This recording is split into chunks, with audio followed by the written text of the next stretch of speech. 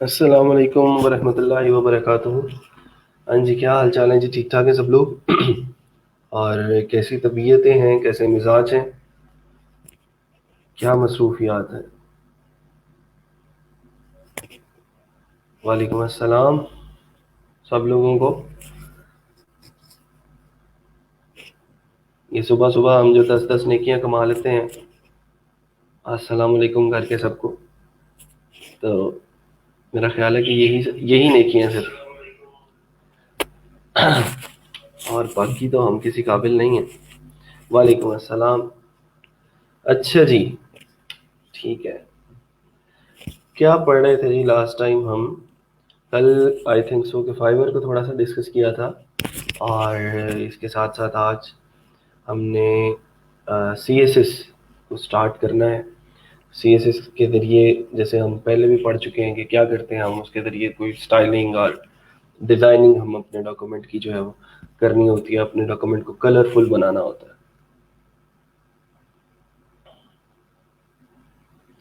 Sir freelancing की दुनिया में खो ही जा रहे हैं। हाँ जी, इंशाल्लाह अभी ये इब्तदाई इश्क है, और ये ऐसी दुनिया है जिसके अंदर इंसान एक दफ़ा एंटर हो जाता है तो दोबारा वापस नहीं जा सकता, और वापस जाने को दिल भी नहीं करता ना। क्यों जाएगा वापस कोई? क्योंकि उसको उससे बेहतर कोई और ज़रिया मुआश नज़र नहीं आता। उसको फिर डॉक्टर और इंजीनियर्स और बड़े बड़े जो बिल्डर्स हैं वो छोटे लगने शुरू हो जाते हैं। ठीक है सर, कुछ क्वेश्चंस हैं फाइबर से रिलेटेड। हाँ जी, पूछें जी पूछें। आज पहले क्वेश्चंस ले लेते हैं, फिर उसके बाद हम सी एस एस स्टार्ट करते हैं। वालेकुम अस्सलाम।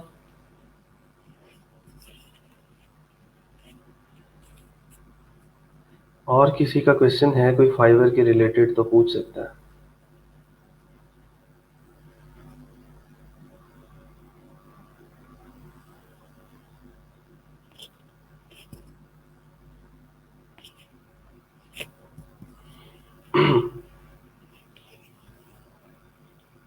जल्दी जल्दी जल्दी, आई एम वेटिंग।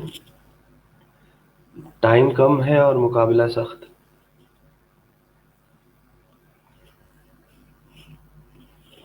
मैं 10 मिनट पहले लाइव इसीलिए आ जाता हूँ कि आप लोग 9:30 तक सब लोग मौजूद हों, लेकिन अभी भी देखें कि 38 लोग हैं हमारे पास जो लाइव हैं, और मेरा ख्याल है कि 80-90 या 100 लोगों की क्लास है हमारी। बाकी माशाल्लाह से सब लोग बाद में आते हैं। मैं अंजला साहब को कहता हूँ जल्दी डिलीट कर दिया करें हैं लेक्चर को, शाम को ना किया करें उसी वक्त, जैसे ही लेक्चर ख़त्म हो 15 मिनट बस अटेंडेंस के जो आपको देते हैं वही आपको दें, और उसके बाद डिलीट कर दें।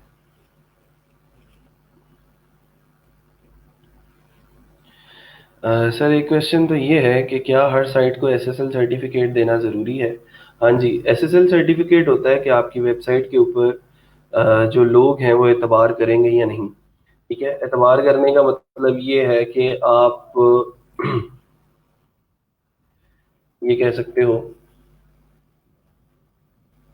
अब ये सब्सक्राइब.com है, इसके इसको जब हम खोलते हैं तो इसके स्टार्ट में लॉक लगा हुआ है ये।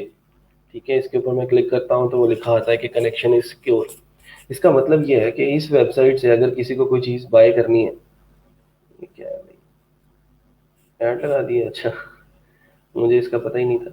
बहरहाल इस वेबसाइट से अगर किसी को कोई चीज़ बाय करनी है और अपनी को पेमेंट की इंफॉर्मेशन देनी पड़ती है किसी बंदे को यहाँ पे आके, तो वो ये पेमेंट की इंफॉर्मेशन देते हुए घबराएगा नहीं, और चुप करके अपना मास्टर कार्ड अटैच कर देगा उसके साथ, या अपना पेपाल अटैच कर देगा। उससे फ़ायदा ये होगा कि जो लोग हैं वो आसानी से आपकी वेबसाइट के ऊपर बिलीव करेंगे, क्योंकि उनको पता है कि ये कनेक्शन इनका सिक्योर है, और हमारी जो वेबसाइट है उसका जो डेटा है वो कहीं पे लूज़ नहीं होगा। अच्छा, इसका जो होम पेज है वो अभी तक नॉट सिक्योर है, असल में मैंने इसका सर्वर चेंज किया है, तो इसके ऊपर अभी एसएसएल सर्टिफिकेट अटैच करना जो है वो बाकी है।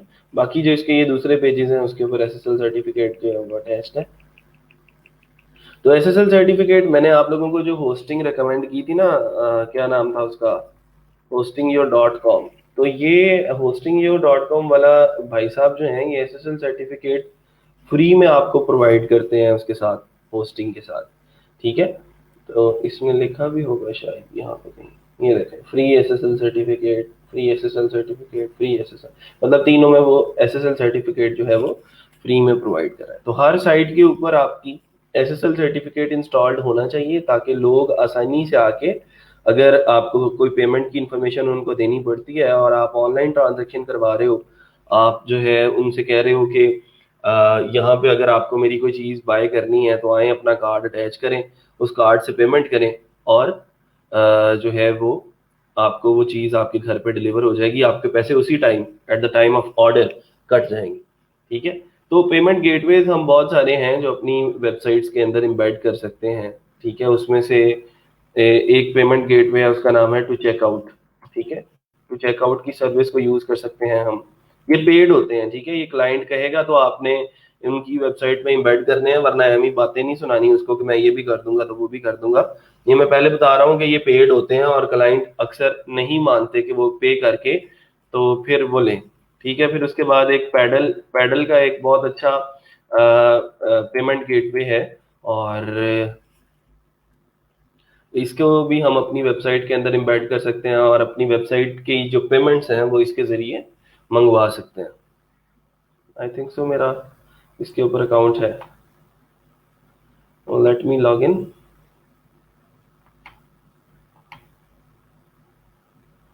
ये sufyan@frankme.today पे बनाया था।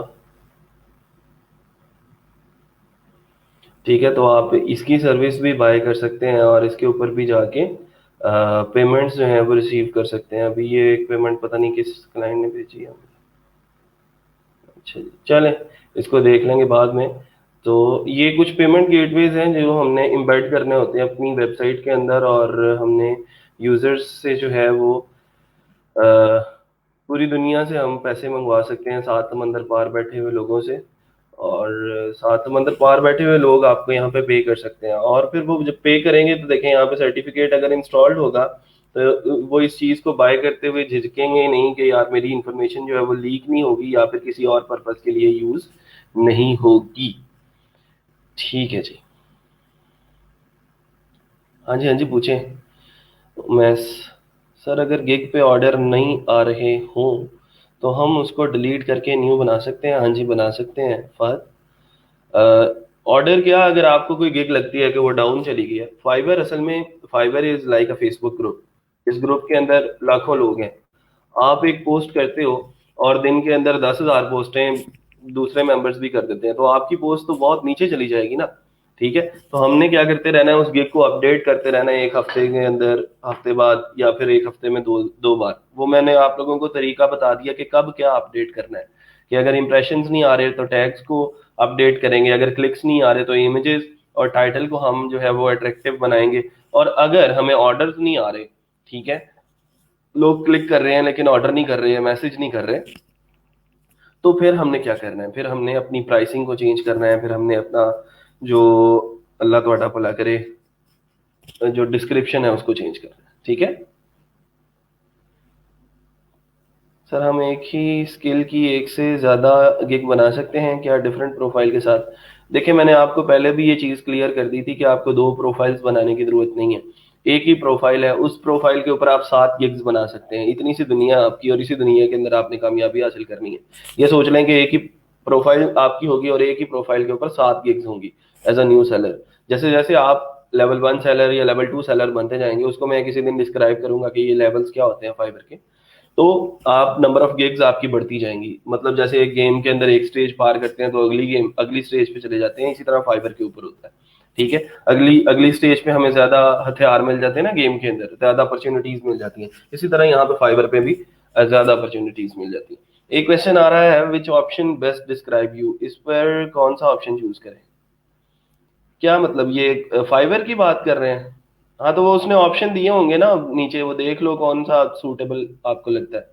सर वो हम ऑनलाइन पेमेंट इंटीग्रेशन भी सीखेंगे। हाँ जी, बिल्कुल सीखेंगे जी। कोई इतना लंबा हवा नहीं है, वो मैं किसी दिन बात करते करते समझा दूंगा, कोई मसला नहीं है। सर सेकंड क्वेश्चन ये है कि कुछ गिग में मेंशन है कि site install on digital ocean, तो सर ये चीज़ भी मेंशन ज़रूरी है या किसी पे भी इंस्टॉल कर सकते हैं? मुझे आपका क्वेश्चन समझ नहीं आया, क्या कह रही हो आप? सर गूगल क्लाउड पर भी वर्डप्रेस होस्ट कर सकते हैं, $300 का फ्री क्रेडिट भी मिलता है।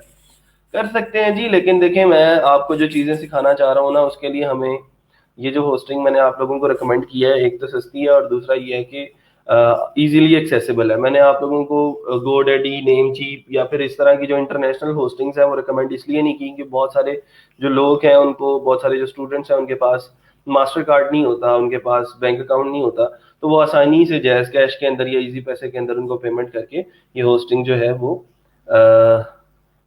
खरीद सकते हैं। सर पासवर्ड याद करने वाले कौन सी एक्सटेंशन थी? पासवर्ड याद रखने के लिए एक्सटेंशन थी लास्ट पास के नाम से, ठीक है। लास्ट पास के नाम से गूगल एक्सटेंशन है, उसको इंस्टॉल कर लें, वो आपके सारे के सारे पासवर्ड्स याद रखेगी, ठीक है। ये मैं इसको अगर ओपन करता हूँ, मुझे अक्सर इसका भी पासवर्ड भूल जाता है तो इसने मेरे सारे के सारे पासवर्ड्स जो हैं वो याद रखे हुए होंगे। आई डोंट नो कि अब कितने हैं। ऑल आइटम्स, ये जितनी भी मेरी वेबसाइट्स हैं उनके पासवर्ड जो हैं ये ऑटोमेटिकली याद कर लेता है और फिर मेरे लिए ये चीज़ें आसान हो जाती हैं।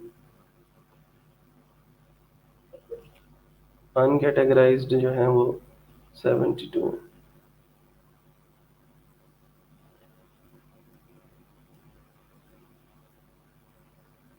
चलें बाहर, इसको इंस्टॉल कर लें आप लोग, तो आपकी जितनी भी वेबसाइट्स पे आप जैसे जैसे लॉगिन करते जाएंगे, लॉगिन हो जाएगा तो वो आपसे पूछेगा कि आपने ये पासवर्ड सेव करना है, तो उसको सेव कर लें तो वो ऐड हो जाएगा उसके अंदर।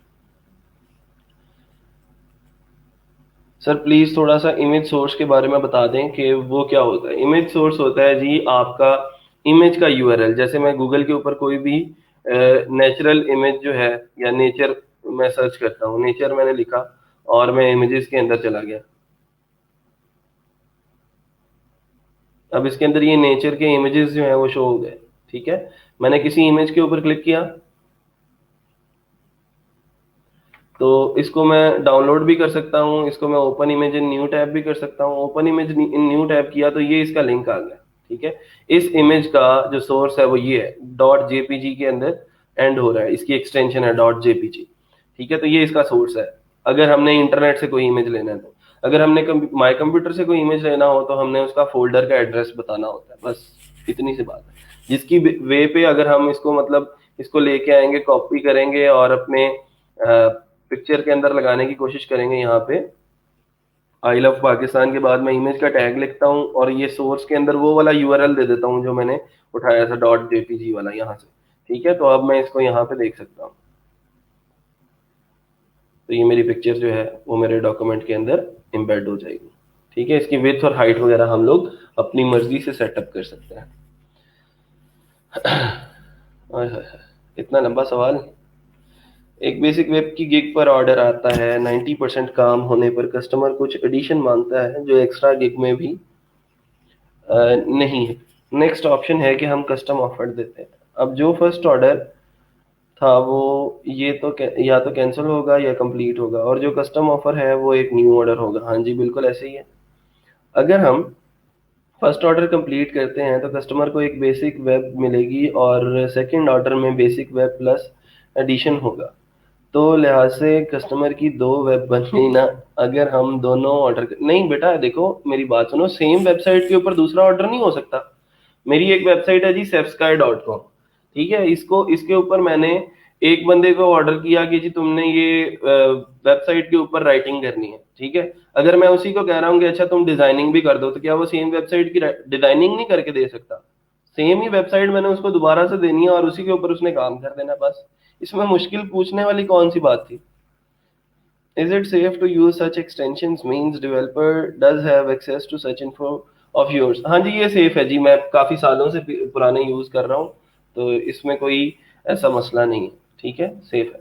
सर आपने कहा था कि इंस्टॉल करना वर्डप्रेस को, तो लोगो ने गिग्स में मेंशन किया कि मैं डिजिटल ओशन पे करूँगा GoDaddy पे, तो वो पूछा मेंशन करना नहीं, वो मेंशन करना जरूरी नहीं है। आप सिंपल उसको बताएं कि आपका जो भी होस्ट है मैं आपको वर्डप्रेस इंस्टॉल कर दूंगा, चाहे वो गूगल GoDaddy का है, डिजिटल ओशन का है, जो भी है। आप सिंपल वर्डप्रेस इंस्टॉलेशन की गिग लगाएंगे। अब जब गोडैडी मेंशन कर देंगे ना तो उनको लगेगा शायद ये गोडैडी का ही काम करता है सिर्फ, ठीक है, बाकी सबका नहीं करता। तो हमने तो वो पूरी दुनिया को जो है वो अपना क्लाइंट बनाना है। तो फिर हम जनरल बात करेंगे कि I will install WordPress on your host, ठीक है।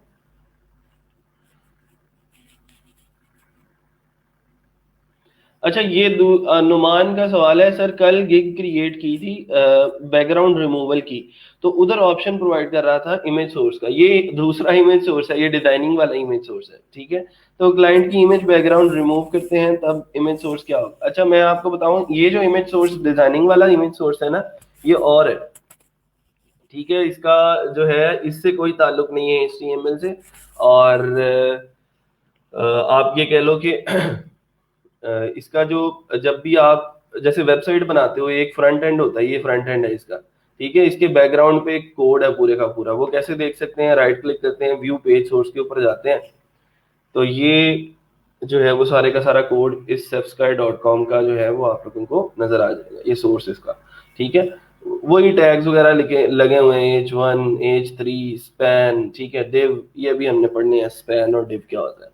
तो बहरहाल ये हमने, ये सोर्स इस वेबसाइट का सोर्स है, लेकिन जो इमेजेस होते हैं उनका भी अपना सोर्स होता है। तो अगर हम सोर्स भी प्रोवाइड कर देते हैं ना यूजर को साथ ही इमेज के, तो वो देन क्या होता है कि अगर सोर्स प्रोवाइड कर देते हैं तो कल कलाम को अगर उसने उस इमेज के अंदर एडिटिंग करवानी है तो वो आसानी से एडिटिंग करवा सकता है। तो सोर्स देने का फायदा ये होता है। तो अक्सर जो डिजाइनर्स हैं उन्होंने अपनी गिग में क्या किया होता है कि बेसिक पैकेज के अंदर वो सोर्स नहीं देते, प्लाटिनम पैकेज के अंदर जो है वो सोर्स देते हैं। तो फिर इससे ये होगा फायदा कि वो यूजर जो है कल कलाम को उस इमेज के अंदर एडिटिंग करवा सकता है। सर बेस्ट वे इमेज का यूआरएल दें या पीसी से लगाएं, यूआरएल से ज्यादा बेस्ट है, क्योंकि पीसी के अंदर पड़ा हुआ इमेज आपके पीसी में ही रह जाएगा, ठीक है। और वो फिर जब कोई बंदा out of your PC internet से आपकी फाइल को एक्सेस करने की कोशिश करेगा तो वो शो नहीं होगा। पीसी से सिर्फ हम इसलिए लगाते हैं कि वो आपको समझ आ जाए कि कैसे लगाना है, ठीक है। बेस्ट वे यूआरएल ही है।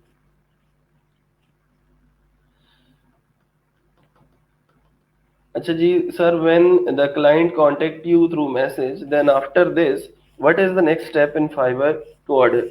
देखिए सादिया, आप को मैसेज आता है कोई क्लाइंट का, आप उसके साथ पहले कम्युनिकेशन करते हैं और उससे सारी बातें समझ लेते हैं कि आपने क्या करना है, ठीक है, और वो क्या आपसे एक्सपेक्ट कर रहा है। फिर उसके बाद ऑर्डर लेने के दो तरीके होते हैं, एक तो ये है कि डायरेक्टली वो आपकी गिग को विजिट करे और आपकी किसी बेसिक पैकेज पे या स्टैंडर्ड पैकेज पे या फिर प्लाटिनम पैकेज के ऊपर वो ऑर्डर कर दे। दूसरा ये है कि आप उसको इनबॉक्स के अंदर ही कस्टम ऑफर भेज सकते हो, जो आपको लगता है कि यार इसको ना तो बेसिक पैकेज सूट करता है, ना स्टैंडर्ड और ना ही प्लाटिनम, तो आप उसको कस्टम ऑफर एक बना के भेज देते हो कि अच्छा चलो मैं तुम्हें इतना काम इतने डॉलर्स के अंदर इतने टाइम बाद जो है वो प्रोवाइड कर दूंगा।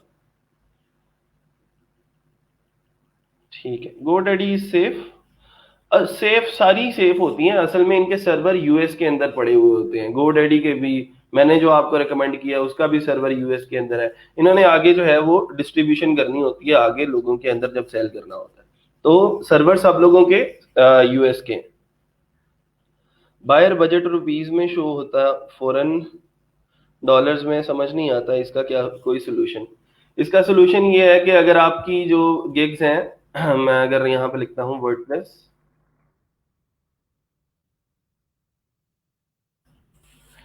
तो अभी ये जो है ये रुपीस के अंदर आपको यहाँ पे इसकी प्राइसेस जो है वो शो हो रही हैं, ठीक है। जरा ये लोड हो ले पेज, तो ये जो फाइवर का फुटर होता है ना, आप अगर किसी गिग के ऊपर क्लिक करते हैं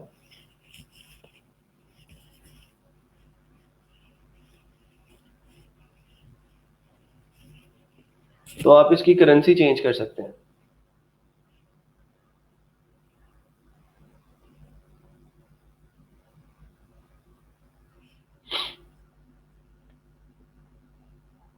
पीसी से इमेज को इंटरनेट पे शो करवाने के लिए कौन सी एक्सटेंशन थी, वो भी मैंने आप लोगों को बताई थी। ये देखें जी, यहाँ से आप लोग उसकी करेंसी चेंज कर सकते हैं।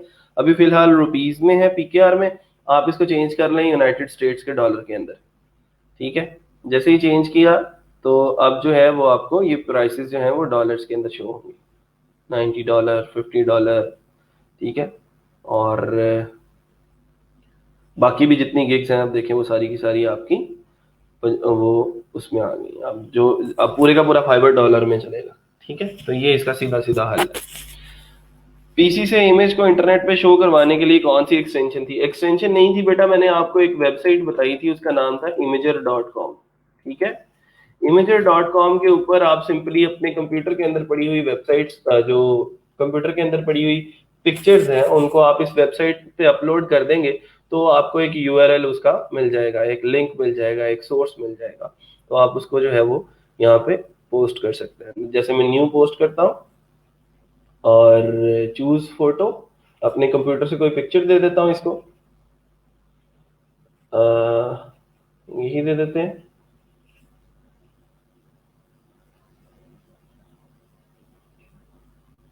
चूज नहीं हुई।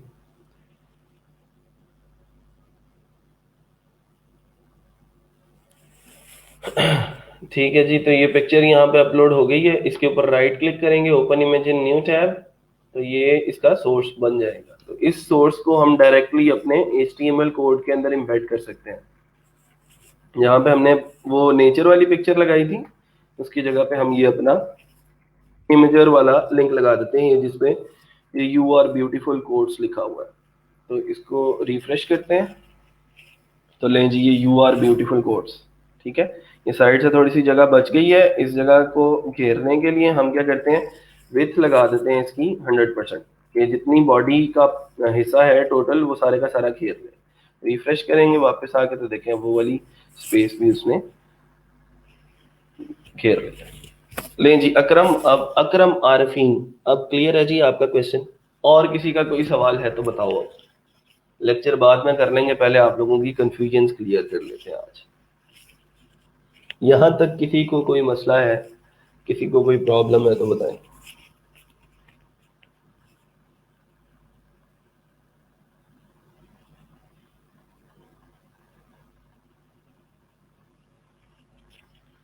हाँ जी क्लियर है, चलें अब आगे लेक्चर की तरफ।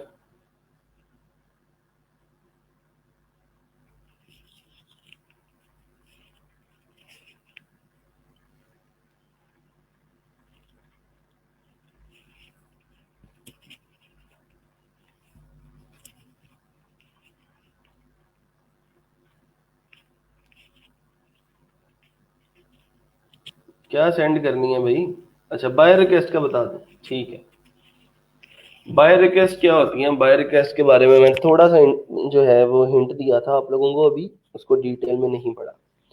बाय रिक्वेस्ट पहले तो आपको शो होगी आपके सब लोगों ने फाइबर की मोबाइल ऐप तो इंस्टॉल कर ली होगी। तो मोबाइल ऐप के ऊपर जो है वो एक बाय रिक्वेस्ट वाला सेक्शन होता है। बाय रिक्वेस्ट होती क्या है कि यूजर अपना प्रॉब्लम पोस्ट कर देता है फाइबर के ऊपर, और उस प्रॉब्लम को सॉल्व करने के लिए जो स्किल्स रिक्वायर्ड होती हैं उस स्किल के रेलेवेंट जो फ्रीलांसर्स होते हैं उनको वो बाय रिक्वेस्ट फाइबर दिखाता है कि यार ये फला बंदा जो है ये प्रॉब्लम के अंदर है, आप इसको जाके अपनी ऑफर सेंड करें कि मैं आपकी ये प्रॉब्लम इतने डॉलर के अंदर सॉल्व कर दूंगा, इतना टाइम लगेगा। तो बहुत सारे लोग उसके ऊपर जाके बिड करते हैं, बायर बायर को रिक्वेस्ट भेजते हैं, ऑफर सेंड करते हैं कि ये फला प्रॉब्लम जो है वो मैं आपकी इतने दिनों के अंदर ठीक कर दूंगा, इतना टाइम लगेगा। तो अब वो जो बायर होता है उसको जो भी बंदा ठीक लगता है कि ये बंदा मेरी प्रॉब्लम वाकई ही सॉल्व कर सकता है क्योंकि ये चीज़ों को समझता है, अब वो ठीक कैसे लगेगा? अगर हमने अच्छी बायर रिक्वेस्ट सेंड की होगी, ठीक है, अच्छी ऑफर सेंड की होगी, और ये सारी की सारी चीज़ें जो हैं वो हमें देखने को मिल रही होंगी कि यार बाकी लोगों ने जो है वो जो कंटेंट लिखा है बाय रिक्वेस्ट का वो इतना अच्छा नहीं है, हाँ इस बंदे ने अच्छी तरह अट्रैक्ट किया है लोगों को। तो वो बाय रिक्वेस्ट के अंदर आप सबसे पहले जो बात फोकस करते हैं वो देखें, एक बंदा पेन के अंदर है, एक बंदे का बिजनेस नहीं चल रहा, उसकी वेबसाइट के अंदर कोई मसला आ गया या वेबसाइट बनाने वाली है उसकी। अगर उस बंदे को जाके तुम लोग ये बताओगे कि मेरा नाम सुफियान है, मैंने ई रोजगार में इतने साल पढ़ाया है, मेरी अपनी कोई कंपनियां शंपनियां हैं, मैं इतने साल का एक्सपीरियंस है, तो ये है तो वो है, तो वो बंदा कहेगा कि यार मुझे मसला आ रहा है वेबसाइट के अंदर, तुम मुझे आगे ये बता रहे हो कि मैंने इब्तदाई तालीम जो है वो फैसलाबाद से हासिल की थी, आला तालीम हासिल करने के लिए मैं डी ग्राउंड आ गया था। तो इस तरह की बातें जो है वो लोगों को अट्रैक्ट नहीं करेंगी। लोग पेन के अंदर हैं और हमने जब उनकी पिन पॉइंट के ऊपर बात करनी है, वो बात करनी है जो वो बात सुनना चाहते हैं, तो फिर वो हमारी बात सुनेंगे, वरना हमारी बात को वो इग्नोर कर देंगे और they will move on to the next freelancer. तो हमने क्या करना है, हमने उनकी दुखती रग के ऊपर हाथ रखना है और उसको एग्जैक्टली जाके ये बताना है कि तुम्हारे प्रॉब्लम का जो सोल्यूशन है वो ये है और इसको हम इस तरह मैनेज कर सकते हैं।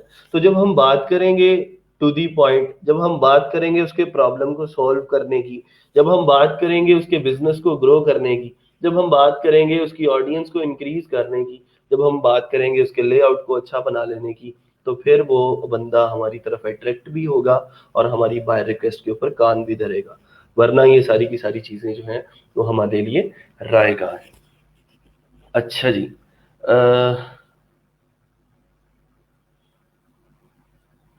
सर पीसी का स्क्रीन साइज डिफरेंट होता है तो हर पीसी पे जाके क्या उसकी स्क्रीन के अकॉर्डिंग इमेज एडजस्ट हो सकता है? हाँ जी, ये ऑटोमेटिकली हो जाएगा, आपको इसकी परेशानी लेने की जरूरत नहीं है। इमेजर पर अपलोड करने का फायदा, फायदा ये है बेटा, देखो मैं अगर यही पिक्चर मैंने अपने पीसी में रखी होती, यहाँ पे एच डी डॉक्स के अंदर किसी इमेज के अंदर रखी होती ना, इमेजेस वाले फोल्डर के अंदर रखी होती, ये लो जी, ये इमेजेस के फोल्डर के अंदर ये मैंने पिक्चर्स रखी हैं। अब मैं इस फाइल को सेंड कर देता हूँ तुम्हें, ये वाली जो फाइल है ये तुम्हें सेंड कर दी मैंने HTML की। तुम जब इसको खोल के देखोगे तो तुम्हें ये पिक्चर जो पीसी के अंदर पड़ी थी वो नजर नहीं आएंगी, सिर्फ वही नजर आएंगी जो यूआरएल के अंदर है। और इंटरनेट कनेक्टेड होगा तुम्हारा तो वो इंटरनेट से फेच करेगा, at the same time download करेगा और यहाँ पे अपलोड भी कर देगा आपके डॉक्यूमेंट के अंदर। ठीक है, तो उसका फायदा ये होगा कि पूरी दुनिया के अंदर आपका लेआउट जो है वो सेम वैसा ही दिखेगा जैसा आपने बनाया है, वरना आपके जो पीसी वाले इमेजेस हैं वो अलहदा रह जाएंगे। इसलिए हम क्या करते हैं, अपनी जो सारी की सारी चीजें जो हैं, मतलब ये कि आप अपने एसेट्स के एक फोल्डर बनाते हैं और इमेजेस एक साइड पे, अपना CSS की फाइल एक साइड पे, HTML की फाइल एक साइड पे। ठीक है,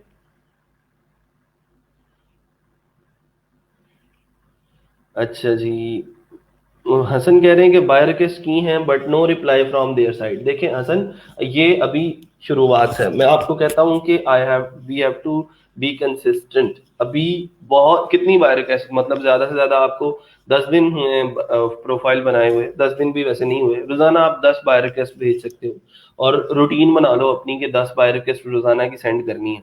पहले तो बहुत सारे लोगों को मसला ये आएगा कि बाय रिक्वेस्ट शो नहीं होगी। वो शो क्यों नहीं होती? क्योंकि उन्होंने अभी तक गिग्स प्लेस नहीं की। तो गिग्स प्लेस करेंगे तो फिर वो फाइवर आपकी मार्केट को, आपकी स्किल को समझेगा और आपको उस स्किल के रिलेटेड बाय रिक्वेस्ट जो है वो शो करवाएगा। तो अभी डोंट वरी कि किसी को अगर बाय रिक्वेस्ट शो नहीं हो रही, या फिर अगर अगर आपने सेंड की है रिक्वेस्ट तो आपको रिप्लाई नहीं आ रहा, आपका काम सिर्फ बाय रिक्वेस्ट सेंड करना है। ठीक है, रिप्लाई भी आएंगे इंशाल्लाह और पहला ऑर्डर भी आपको बाय रिक्वेस्ट से ही आएगा। यूआरएल मिल जाएगी उसकी, किसकी यूआरएल मांग रही है भाई? अच्छा, ठीक है, वो आपको इमेजर पे अपलोड करके यूआरएल मिल जाएगा, बिल्कुल ठीक है। ओके सर, लेक्चर न्यू चीज पढ़ने लगे हैं, ICSS एक्साइटेड, चलें जी ठीक है। आई थिंक सो कि अब हमें मूव ऑन करना चाहिए जी अपने लेक्चर के ऊपर और देखना चाहिए कि क्या क्या चीजें हैं जो हम अब आज पढ़ सकते हैं और कैसे हम CSS को एम्बेड कर सकते हैं अपनी HTML के साथ और कैसे हम इसको साथ लेके चल सकते हैं।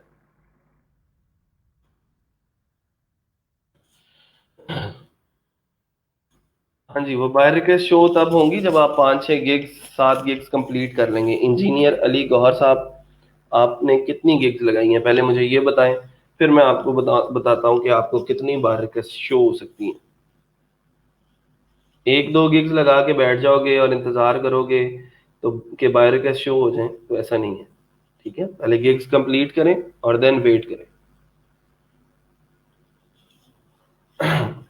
चले, अच्छा जी, हमने अब बात करनी है CSS की। CSS क्या होती है कि CSS को हम कैस्केडिंग स्टाइल शीट बोलते हैं और इस CSS को HTML डॉक्यूमेंट के साथ एम्बेड करने के 3 तरीके हैं और उन 3 तरीकों को आज हम पढ़ेंगे भी और एक ही काम हम इन तीनों तरीकों से करके देखेंगे कि कैसे इम्प्लीमेंट होती हैं।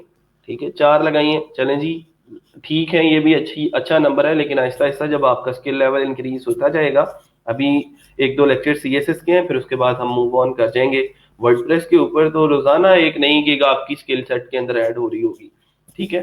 तो उसको फिर हम साथ साथ मैनेज करते जाएंगे, 7 गिग्स इंशाल्लाह बहुत जल्द कंप्लीट कर लेंगे। सबसे पहले है जी इंटरनल सीएसएस। इससे भी पहले एक और कर लेते हैं, उसका नाम है जी इनलाइन।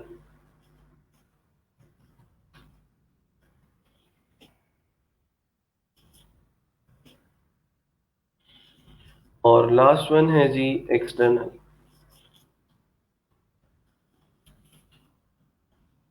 तीन तरीके हैं अब सीएसएस को HTML डॉक्यूमेंट में इंबेड करने के। इनलाइन सीएसएस के बारे में पहले बात करते हैं। इनलाइन सीएसएस क्या होती है कि जो लाइन के अंदर हम करते हैं, लाइन के अंदर ही, लाइन का मतलब टैग के अंदर हम काम करते हैं। जैसे मैं, ये टैग है H1 का, यहाँ से स्टार्ट हो रहा है, तो इसके स्टार्टिंग टैग के अंदर मैं आता हूँ और लिखता हूँ स्टाइल का टैग। क्या लिखता हूँ? स्टाइल का टैग लिखते हैं हम सीएसएस लगाने के लिए, ठीक है। अब सीएसएस जब लगाते हैं तो दो चीजें होती हैं। जो सीएसएस की प्रॉपर्टी लगनी है उसमें दो चीजें होती हैं। एक होती है उसकी प्रॉपर्टी, जैसे कलर एक प्रॉपर्टी है, साइज एक प्रॉपर्टी है, फिर उस प्रॉपर्टी की वैल्यू होती है।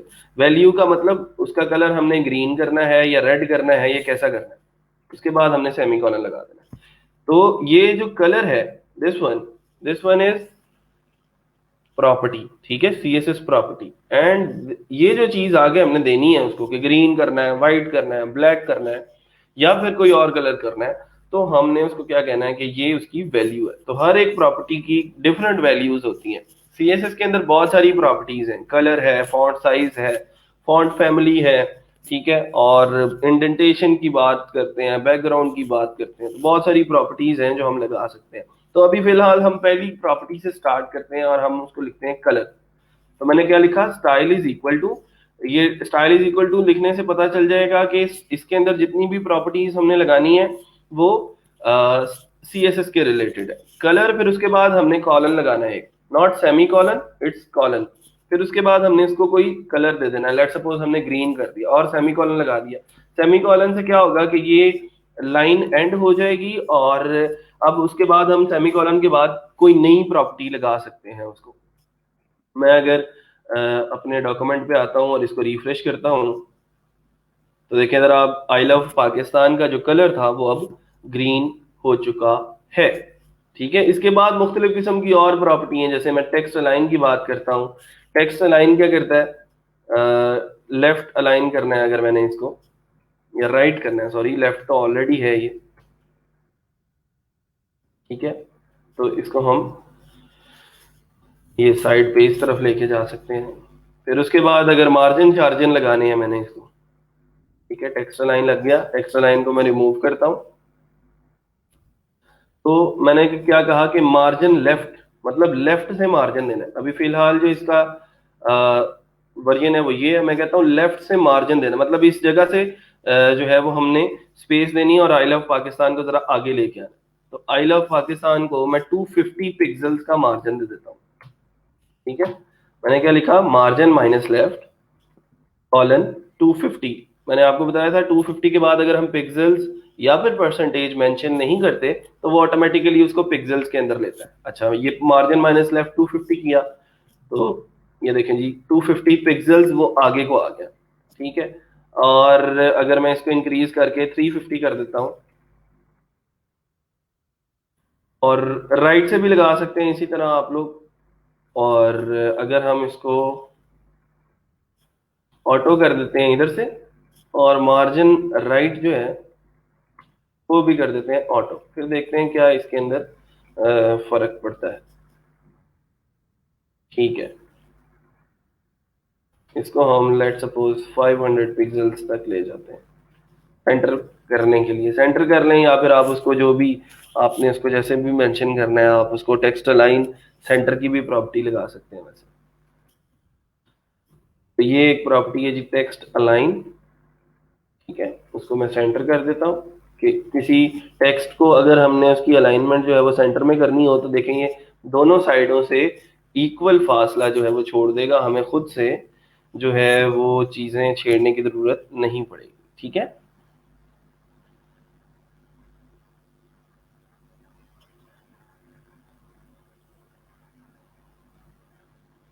सर ये प्रॉपर्टीज हम सेपरेट सीएसएस फाइल बना रहे हैं या एचटीएमएल में ही करेंगे? मैं आपको बता रहा हूँ, वो 3 तरीके मैंने बताए हैं ना, ये अभी मैं सिंपल पहला तरीका बता रहा हूँ, ये वाला इनलाइन सीएसएस। बाकी चीजें मैंने अभी छेड़ी नहीं है, तो ये भी सारी चीजें क्लियर हो जाएंगी आपको।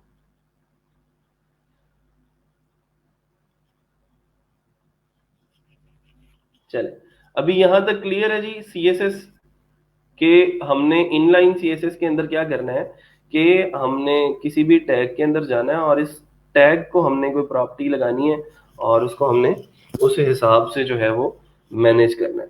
मेरे पास कुछ प्रॉपर्टीज हैं यहाँ पे, वो उनको हम लेके चलते हैं। अगर साथ हमारे पास पैराग्राफ है कोई, ये पैराग्राफ्स लिखे तो थे बहरहाल, ये पैराग्राफ्स हैं कुछ, हम ऊपर अपने पैराग्राफ्स बना लेते हैं ऊपर ऊपर ही। यहाँ पे एक पैराग्राफ क्रिएट किया, उसके अंदर हमने लाइक 100 वर्ड्स का एक पैराग्राफ लिख लिया। ठीक है, अब इसके अंदर हमने कुछ इस पैराग्राफ को कुछ प्रॉपर्टीज लगा के देखनी है। जैसे ये इस साइड से तो चारों लाइनें एक ही जगह से शुरू हो रही हैं, लेकिन एंडिंग जो है इनकी, इसकी यहाँ पे हो रही है, इसकी इधर हो रही है, इसकी आगे हो रही है, इसकी सबसे पीछे हो रही है। ठीक है, तो अगर मैंने इसकी जस्टिफिकेशन करनी हो तो मैं क्या करूंगा, जैसे हमने एक प्रॉपर्टी पढ़ी है ना, इसके अंदर भी मैं स्टाइल के अंदर जाऊंगा और इसको बोलूंगा कि टेक्स्ट लाइन जो है वो कर दो जस्टिफाई। जस्टिफाई का मतलब ये होता है कि वो दोनों साइडों से जो है वो इक्वल कर देता है उन लाइंस को। और ये लें जी, अब इधर से भी इक्वल हो गई तीनों और इधर से भी चारों इक्वल हो गई। यहाँ पे आकर आपका टेक्स्ट जो है वो खत्म हो गया। तो ये एक टेक्स्ट जो है वो अलाइन की प्रॉपर्टी है। अच्छा, फिर इसके बाद एक और प्रॉपर्टी, ये जो प्रॉपर्टीज हैं बेटा अब याद करनी पड़ेंगी आपको और इनको साथ साथ प्रैक्टिस करना पड़ेगा। कोशिश करेंगे इन प्रॉपर्टीज को आप लिख के रख लें साथ साथ, कि अभी हमने कितनी प्रॉपर्टीज पढ़नी है। कलर ग्रीन कर लिया, टेक्स्ट अलाइन सेंटर कर लिया, ठीक है, मार्जिन पढ़ लिया कि मार्जिन लेफ्ट कैसे लगा सकते हैं, मार्जिन राइट कैसे लगा सकते हैं। तो इन चीजों को साथ साथ या तो नोट डाउन करते जाएं, क्योंकि ये प्रॉपर्टीज आपको बाद में फिर भूल जाएंगी अगर आप इनको प्रैक्टिस नहीं करेंगे तो।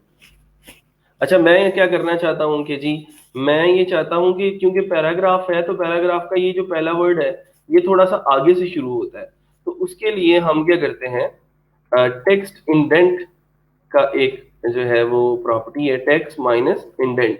ठीक है, ये टेक्स्ट, ये मैंने सेमीकोलन लगा के पिछली प्रॉपर्टी को खत्म कर दिया, अगली प्रॉपर्टी शुरू कर ली। टेक्स्ट माइनस इंडेंट में लगा देता हूँ लेट सपोज 50 पिक्सल्स।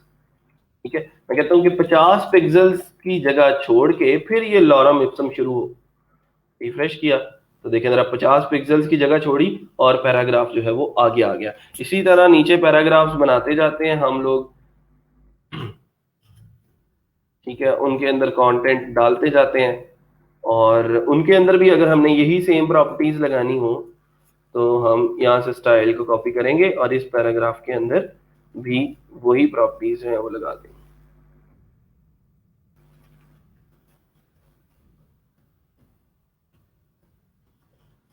जी, एक और पैराग्राफ बन गया, उसका भी इंडेंटेशन उतनी ही है और उसको भी जो जस्टिफिकेशन है उसकी वो भी हुई हुई है। ठीक है, गुड। अच्छा जी, अब उसके बाद है हमारे पास अगली जो चीज है वो एक, मैं अभी सिंपल आप लोगों को पहले तरीके बता देता हूँ, तीनों तरीके, फिर उसके बाद हम प्रॉपर्टीज की तरफ चलेंगे कि प्रॉपर्टीज कैसे हम और कौन कौन सी लगा सकते हैं। अच्छा, अब अगर मैंने यही कहा, मैं इसको जरा अपनी पुरानी असली हालत में ले आता हूँ। ये तो थी इनलाइन सीएसएस बेटा, क्या थी ये? इनलाइन सीएसएस, जो हम लाइन के अंदर जाके, मतलब टैग के अंदर जाके, किसी भी टैग के अंदर जाके करते हैं। अब अगली चीज जो है वो है इंटरनल सीएसएस। ठीक है, इंटरनल सीएसएस क्या होती है कि वो भी इसी फाइल के अंदर ही होगी और उसके लिए भी हमें कोई नई फाइल क्रिएट नहीं करनी, लेकिन वो होगी हेड के टैग के अंदर। ये हेड का टैग नजर आ रहा है आप लोगों को, ये इसके अंदर अभी तक हमने सिर्फ ये टाइटल का टैग लिखा है और इसके अलावा कुछ भी नहीं किया। तो हम क्या करते हैं, हम ये करते हैं कि यहाँ पे हम एक स्टाइल का टैग शुरू करते हैं, स्टाइल का टैग शुरू करते हैं और स्टाइल का टैग ही एंड करते हैं। बात समझ में आई है? अब क्या करना है, मैं आप लोगों को सिंपल दिखा देता हूं कि हमारा अब जो डॉक्यूमेंट है वो दोबारा पुरानी असली हालत में आ गया है। आई लव पाकिस्तान भी साइड पे चला गया, ये पैराग्राफ भी साइड पे चले गए, इनकी इंडेंटेशन भी खत्म हो गई, क्योंकि हमने जो स्टाइल लगाया था इनलाइन सीएसएस के अंदर वो हमने खत्म कर दिया। अब सीएसएस जो लगानी है वो कौन सी सीएसएस है?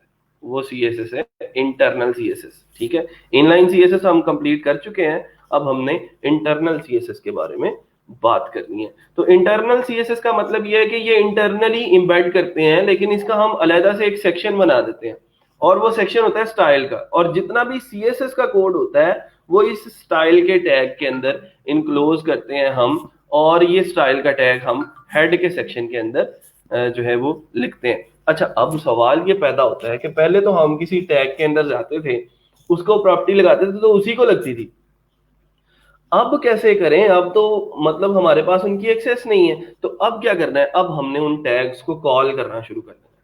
कॉल कैसे करना है? मैंने लिखना है H1, H1 लिखा, इसका मतलब जितने H1 इस डॉक्यूमेंट के अंदर हैं सब कॉल हो गए। उसके बाद करली ब्रैकेट्स लगानी है, और यहाँ पे करली ब्रैकेट्स के अंदर मैंने प्रॉपर्टीज जो है वो लिखते जाना। पहली प्रॉपर्टी कलर ग्रीन कर दो, प्रॉपर्टी वैसे ही लगानी है, कलर ग्रीन कर दिया, ठीक है, सेमीकोलन लगा दिया, कलर ग्रीन हो गया। लेट्स सपोज इसको सेव करते हैं, अब वापस चलते हैं अपनी साइड पे, इसको रिफ्रेश करते हैं तो देखते हैं जी कलर जो है वो ग्रीन हो गया। अगर कोई और H1 भी लगा हुआ होगा ना पूरे डॉक्यूमेंट के अंदर तो उसका कलर भी ऑटोमेटिकली ग्रीन हो जाएगा।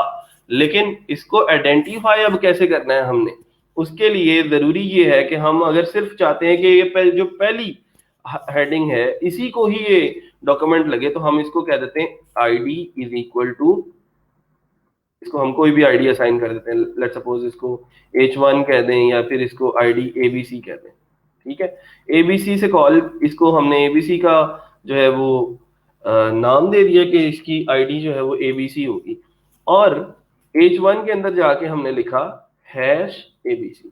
हैश का मतलब किसी भी आईडी को कॉल करने के लिए हम हैश का सिंबल यूज करते हैं, और उसे ये कहते हैं कि ABC, जिस जिस बंदे को ABC की आईडी लगी हुई है उसको उसका कलर जाके तुम ग्रीन कर दो। देखें जरा आप, इसका कलर अभी भी ग्रीन है क्योंकि इसको आईडी दी थी। लास्ट पे जो नीचे हेडलाइंस जो हमारी हेडिंग्स ग्रीन हो गई थी, अब वो ग्रीन नहीं हुई क्योंकि अब हमने उसको आईडी के जरिए कॉल किया। अगर मैं ये आईडी किसी और को भी असाइन कर देता हूँ, चेक करें जरा असाइन करके, हम कहते हैं कि जी इस पैराग्राफ को, ये जो दूसरा पैराग्राफ है इसको भी मैंने ID is equal to ABC देनी है, तो मैं वापस आता हूँ तो देखें जरा, अब उस पैराग्राफ का कलर भी ग्रीन हो चुका है, नजर आ रहा है? ठीक है तो मतलब ये है कि आईडी के जरिए हम यूनिकली आइडेंटिफाई कर सकते हैं अपने एलिमेंट्स को, और अपने एलिमेंट्स को कोई स्पेसिफिक प्रॉपर्टीज जो है वो लगा सकते हैं अपनी मर्जी से कि फला एलिमेंट है, अगर फला पैराग्राफ है, फला H1 है, उसको हमने कलर उसका ग्रीन करना है। अब ये ABC को टारगेट किया है ना मैंने, यहाँ पे मैं यहाँ पे एक प्रॉपर्टी लिख देता हूँ टेक्स्ट लाइन की, टेक्स्ट लाइन हम उसका जो है वो सेंटर कर देते हैं। ठीक है, तो अब क्या होगा, ये सेंटर में आ गया, सिर्फ यही सेंटर में आया। लेकिन अगर मैंने H1 को कॉल किया होता तो पूरे डॉक्यूमेंट में जितने H1 थे सबके सब कॉल होने थे, और उन सब के ऊपर जो प्रॉपर्टी थी टेक्स्ट लाइन सेंटर की वो इम्प्लीमेंट हो जानी थी। यहाँ तक किसी को कोई मसला मसाइल हैं तो आप लोग बता सकते हैं। ये ABC को कॉल कर लिया, अब मैं यहाँ पे पैराग्राफ्स बना लेता हूँ। मैं P को कॉल कर, मतलब P को जो है वो मैं टारगेट करता हूँ, सारे पैराग्राफ्स को टारगेट किया मैंने, और इनको जो बॉर्डर है वो लगा दिया। जरा बॉर्डर लगाते हैं हम 1 पिक्सल सॉलिड बॉर्डर। ठीक है, और चले किस कलर का लगाना है ये भी बता देते हैं हम, ग्रीन कलर का लगा दें, तो इस तरह हम इसको ये प्रॉपर्टी लगा सकते हैं। तो ये देखें जी, जितने भी पैराग्राफ्स हैं उनको जो बॉर्डर है वो लग चुका है। नीचे भी क्या पैराग्राफ्स हैं हमारे पास? नहीं। यहाँ तक किसी को कोई मसला है तो आप लोग बता सकते हैं।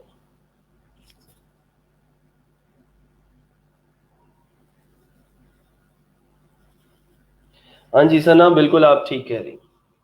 तो हमने क्या करना है अभी, HTML के अंदर हमने सारी की सारी चीज़ें जो है वो उसकी जो स्ट्रक्चर है वो हमने HTML के अंदर बनाना है, और उसकी जो डिज़ाइनिंग है, उसकी जो कलरिंग है वो हमने CSS के जरिए करनी है। किसी को कोई कंफ्यूजन है, किसी को कोई सवाल है? अभी तक हमने दो चीजें पढ़ी हैं।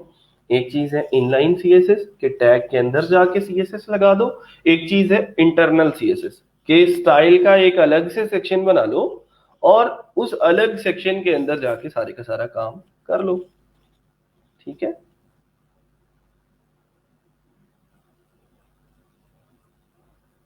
सर अगेन अगर जस्ट फर्स्ट पैराग्राफ को लगाना हो तो क्या करेंगे? तो हम ये करेंगे बेटा कि ये जो फर्स्ट पैराग्राफ है इसको जाके हम आईडी असाइन करेंगे। इसकी आईडी इज इक्वल टू, हम कह देंगे कि जी पैराग्राफ नंबर 1 है, P1 की इसको आईडी दे दी।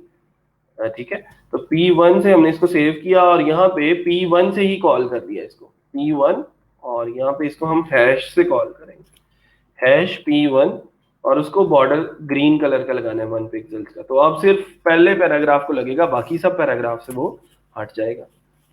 ठीक है जी, और कुछ साढ़े लैक सर जस्टिफाई का बता, जस्टिफाई का मैंने आपको बताया कि दोनों तरफ से अगर मैंने टेक्स्ट को जो है वो सेम जगह पे एंड करना हो और सेम जगह से स्टार्ट करना हो तो हम क्या करते हैं, उसको टेक्स्ट अलाइन की एक प्रॉपर्टी लगाते हैं, टेक्स्ट माइनस अलाइन, और उसकी जो वैल्यू है वो हम देते हैं जस्टिफाई।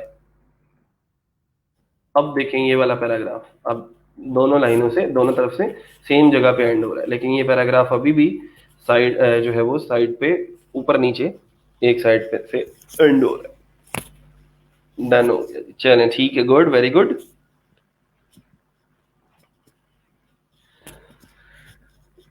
अच्छा, अब चलते हैं जरा आगे।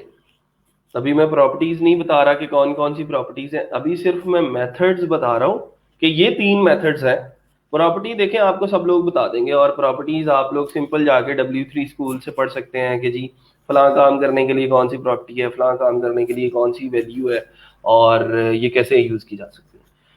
मसला है मेथड का। अगर आपको जो है वो तरीका नहीं पता प्रॉपर्टी लगाने का, अगर आपको मेथड नहीं पता, रास्ता नहीं ना आता, तो फिर कोई फायदा नहीं। ठीक है, टेक्स्ट का साइज इंक्रीज करना हो तो कैसे होगा, सारा कुछ करते हैं, पहले मेथड समझ लें, फिर उसके बाद में आपको प्रॉपर्टीज की तरफ लेके चलूंगा। फॉन्ट साइज का प्रॉपर्टी है, वैसे अगर आपने लगाना है खुद से तो लगा सकते हैं। 2 तरीके पढ़ लिए हमने अपनी सीएसएस को इम्बेड करने के अपने डॉक्यूमेंट के अंदर। पहला तरीका इनलाइन सीएसएस, दूसरा तरीका है इंटरनल सीएसएस। इनलाइन के अंदर टैग के अंदर जाके हमने प्रॉपर्टीज लगा दी, इंटरनल के अंदर एक अलग से सेक्शन बना दिया उसी HTML फाइल के अंदर, और उसको स्टार्ट किया स्टाइल के टैग से और एंड किया स्टाइल के टैग पे। Sir do you teach us PHP also? हाँ जी, इंशाल्लाह जब PHP की बारी आएगी तो PHP भी पढ़ाएंगे। अभी ये चीज सीख लें, फिर उसके बाद PHP, उसके बाद हम वर्डप्रेस पे मूव करेंगे, then we will move on to the PHP section. अच्छा, बहरहाल कलर ग्रीन कर दिया, टेक्स्ट अलाइन सेंटर कर दिया, ये सारे का सारा काम हमने इंटरनल सीएसएस में किया। अब बात आ गई है एक्सटर्नल सीएसएस में। अब मैं ये काम, ये जो यहाँ पे किया, इसको भी मैं रिमूव कर देता हूँ। अब सारी की सारी जो हमारी कह सकते हैं आपके सीएसएस थी, उसको हम यहाँ से खत्म कर देते हैं। मैं एक नई फाइल क्रिएट करता हूँ, गौर से देख रहे हैं। हाँ जी, क्लास भी यूज होती है, लोग ना करेंगे, क्लास भी यूज करेंगे, लेकिन अभी सिंपल आप लोगों को मैं मेथड समझा रहा हूँ। फिर वही बात आ जाती है कि पहले जो चीजें सीख रहे हो उसको देख लो, ये आईडीज, क्लासेस, प्रॉपर्टीज, ये सारी चीजें आएंगी।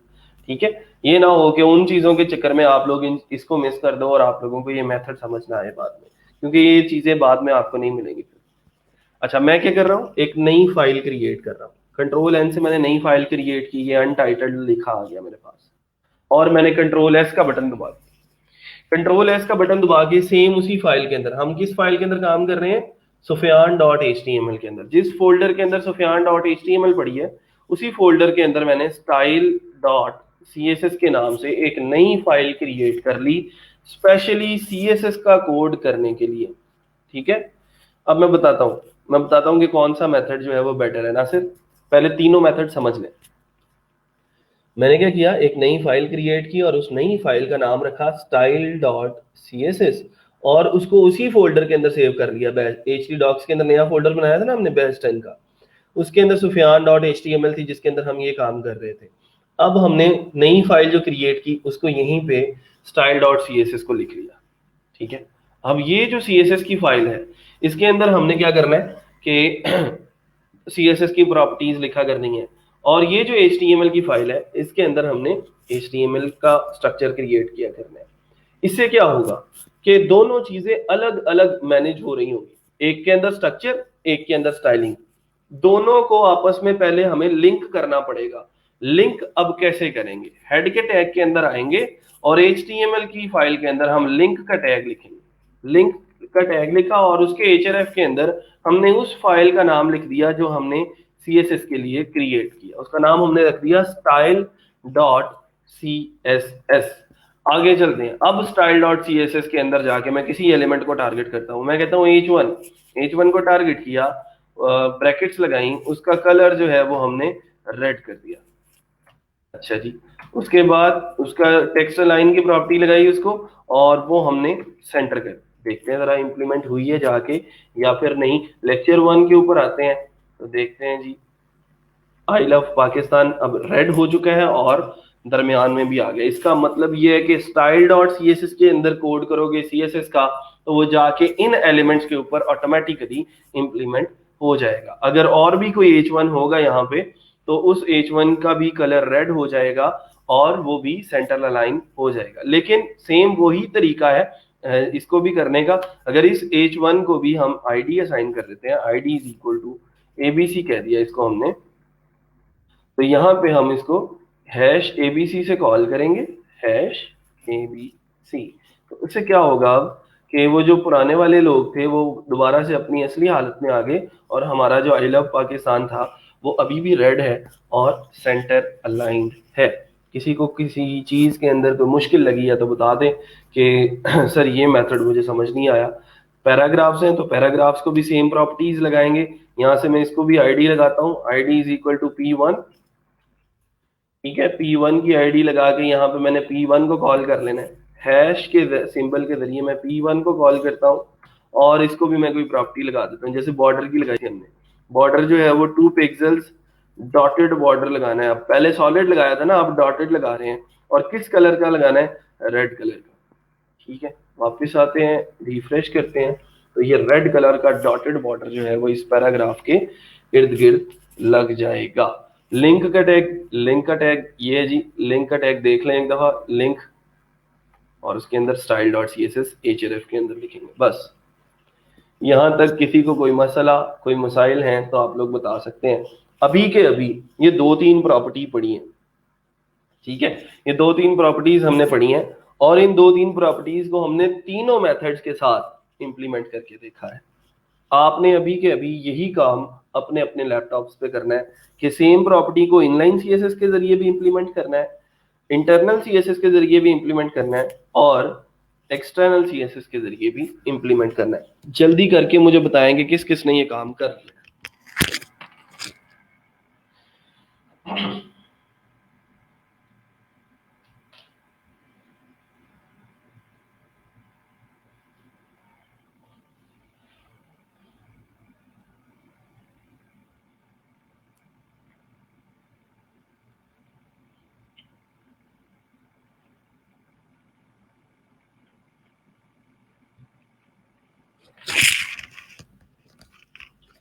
तीनों के तीनों मेथड्स अब आप लोगों को आने चाहिए।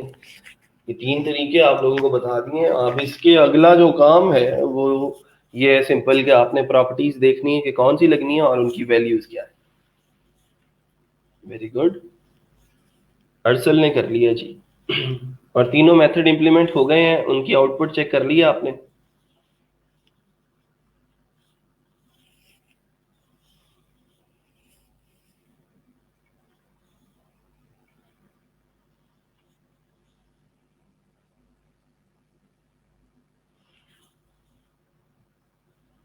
कर लें, फिर उसके बाद हम प्रॉपर्टीज की तरफ चलते हैं कि कौन कौन सी प्रॉपर्टीज हैं जो CSS के अंदर मशहूर है, और उन प्रॉपर्टीज को डिस्कस करने के बाद वी विल मूव ऑन। अभी जैसे एक सवाल आया था कि हम 3 तरीके क्यों यूज करते हैं और इनमें से तीनों में से बेस्ट कौन सा है, तो उसका जवाब जो है वो मैं आप लोगों को इम्प्लीमेंट करके बताऊंगा।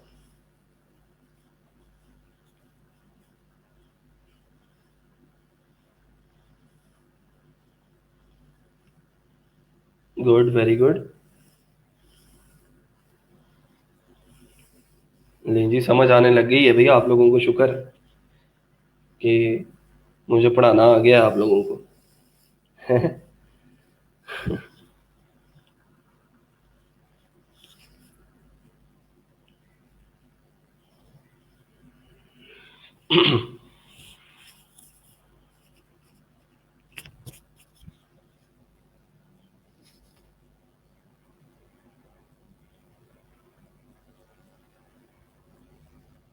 नहीं नहीं, क्लाइंट नहीं आपको कहेगा, ये आपकी अपनी मर्जी है कि आपने कैसे करना है। क्लाइंट क्लाइंट को क्या पता बेटा ये इंटरनल सीएसएस क्या होती है और एक्सटर्नल में क्या होता है। ये तो आपने खुद से डिसाइड करना है कि आपने काम करना कैसे है। उसको तो काम हुआ हुआ चाहिए बस।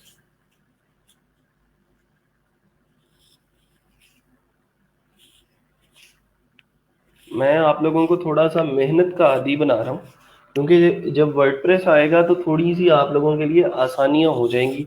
और ये सारे का सारा काम आप लोगों को जो लग रहा है कि बहुत मुश्किल है, वर्डप्रेस चुटकियों के अंदर ये इतना सा काम कर देता है।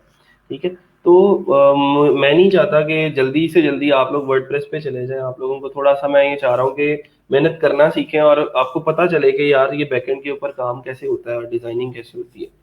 ठीक है।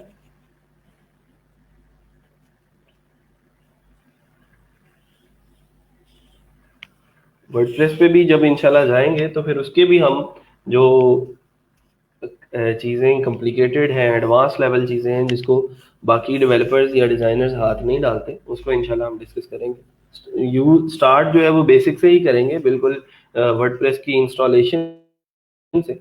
लेकिन then we will move on to the e commerce websites, Amazon affiliate websites, portfolio websites. ठीक है। तो ये हर किस्म की वेबसाइट हम फिर इंशाल्लाह वर्डप्रेस में बनाना सीख जाएंगे।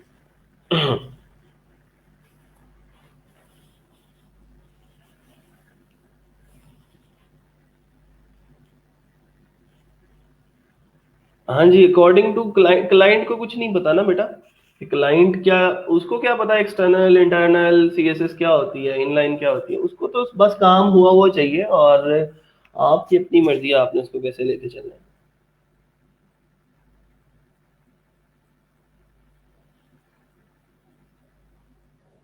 हाँ जी सर, हम टॉप को भी हैशटैग से कॉल कर देते हैं। हाँ जी, मैंने आप लोगों को बताया था जब हमने नेविगेट करना होता है ऊपर से नीचे डॉक्यूमेंट के अंदर, तो हमने लिखा था गो टू टॉप, तो वहां पे भी हमने हैशटैग लगाया था क्योंकि हमने उसको आईडी लगाई हुई थी टॉप की। सेपरेट फाइल का फायदा है कि आसानी से मैनेज कर सकते हैं। सीएसएस का टैग कैसे कॉल करते हैं एक बार फिर बता दें। सीएसएस का कौन सा टैग लगाया मैंने? मैंने सीएसएस की प्रॉपर्टीज लगाई हैं। ये कलर की प्रॉपर्टी है, उसकी कुछ वैल्यूज है। अगर रेड करना है तो रेड, ब्लैक करना है तो ब्लैक, और ग्रीन करना है तो ग्रीन। टेक्स्ट अलाइन एक प्रॉपर्टी का नाम है, उसकी मुख्तलिफ वैल्यूज हैं, लेफ्ट, राइट, सेंटर, जस्टिफाई। ठीक है। तो इस तरह की चीजें जो हैं वो मुख्तलिफ वैल्यूज होती हैं एक प्रॉपर्टी की। जैसे कलर की बहुत सारी वैल्यूज हैं, रेड ग्रीन वाइट सारा कुछ। और टेक्स्ट लाइन क्या है कि आप उसकी कुछ वैल्यूज हैं, left right centre justify. Border है तो बॉर्डर 2 पिक्सल लगाना है या 10 पिक्सल लगाना है, आपकी अपनी मर्जी है। सेपरेट फाइल का फायदा है कि आसानी से मैनेज कर सकते हैं। तो बिल्कुल फायदा है कि आपका एक तो अलग अलग चीजें हो जाती हैं, सीएसएस अलग हो जाती है, एचटीएमएल अलग हो जाती है। और जो मेन फायदा है वो ये है कि इस स्टाइल डॉट सीएसएस को देन आप किसी और एचटीएमएल के साथ भी इम्बेड कर सकते हो। लेट सपोज आपने पैराग्राफ की एक जो है वो सीएसएस बना के रख ली कि इस पैराग्राफ का कलर ये होगा, फॉन्ट साइज ये होगा, फॉन्ट फैमिली ये होगी।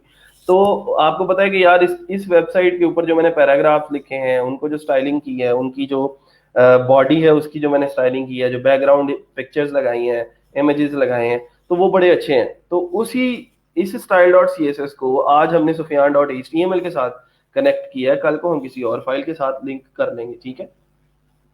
तो सेम सी एस एस उस फाइल के ऊपर भी इंप्लीमेंट हो जाएगी। तो ये फायदा है style dot C S S को अलग से बनाने का। ठीक है।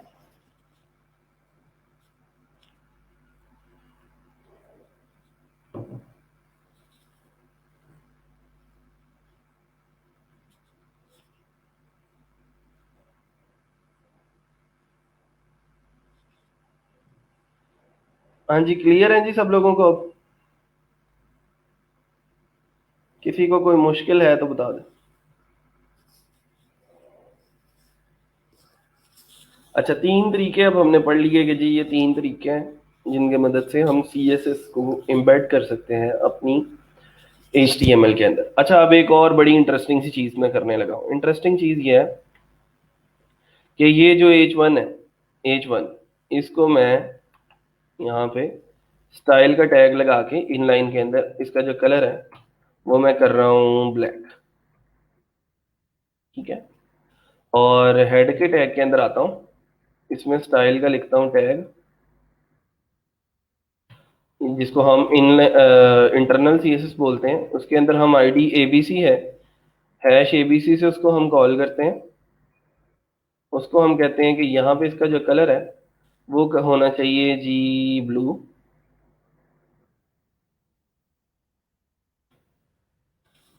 अब क्या हो रहा है कि सेम ये आई लव पाकिस्तान वाला H1 वाली हेडिंग है, उसका कलर मैंने इनलाइन CSS के अंदर कर दिया ब्लैक। उसको ID लगाई ABC की, उसको कॉल किया इंटरनल CSS में, उसी का कलर मैंने कर दिया ब्लू।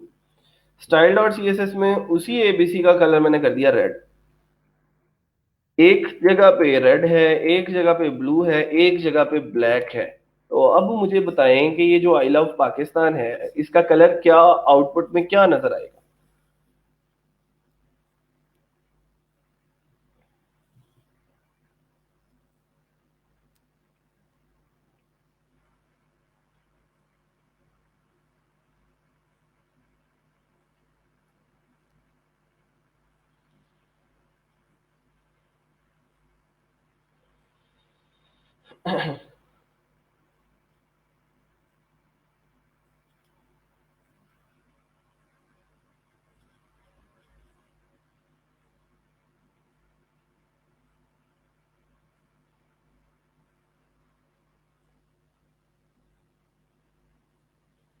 ठीक है जी, ये काफी सारे लोग कह रहे हैं कि ब्लैक आएगा। ब्लैक क्यों आएगा? ये हमने लिखा है इंटरनल CSS के अंदर। ठीक है, अच्छा, अब चीज समझने की ये है बेटा कि इसकी ना प्रेफरेंस होती है। ठीक है, प्रेफरेंस सेट करके हम जो है, अगर बाय डिफॉल्ट प्रेफरेंस को नहीं छेड़ते, हम बाय डिफॉल्ट प्रेफरेंस यूज करते हैं, तो सबसे ज्यादा जो प्रेफरेंस है वो इन लाइन CSS की है। अगर मैं आपको इम्प्लीमेंट करके दिखाता हूँ, हमने रिफ्रेश किया तो अब इसका कलर जो है वो ब्लैक है। Why it's black? क्योंकि इन लाइन CSS के अंदर हमने इसको ब्लैक बोला था। तो इन दोनों से, ये जो हमने पढ़ी है ना अभी, इंटरनल और इंटरनल एक्सटर्नल, इन सबसे ज्यादा जो प्रेफरेंस है वो इन लाइन CSS की। मतलब इन लाइन सबसे ज्यादा, फिर उससे कम इंटरनल CSS, फिर सबसे कम जो है वो एक्सटर्नल CSS आएगी। लेकिन मैं यहां से क्या करता हूँ, ब्लैक को खत्म कर देते हैं। हमने इनलाइन CSS में उसका कोई कलर चेंज नहीं किया। अब मुकाबला दो लोगों के दरमियान है, एक है इंटरनल CSS और एक है एक्सटर्नल CSS। इसमें रेड है, इसमें ब्लू है, सेम ही जो है वो एलिमेंट को हमने दो मुख्तलिफ प्रॉपर्टीज लगाई। तो अब उसका कलर क्या हो गया? ब्लू। वाई? क्यों? क्योंकि वो इंटरनल CSS में थी। अब इंटरनल CSS वाला जो ब्लू है उसको मैंने कमेंट कर दिया। ठीक है, कमेंट करने से उसका इफेक्ट जो है वो शो नहीं होता। अब सिंपल एक रह गई पीछे, तो वो हो गया रेड। तो अब जो है उसका कलर रेड हो जाएगा। यहां तक किसी को कोई मसला, कोई प्रॉब्लम है तो बता सकते हैं।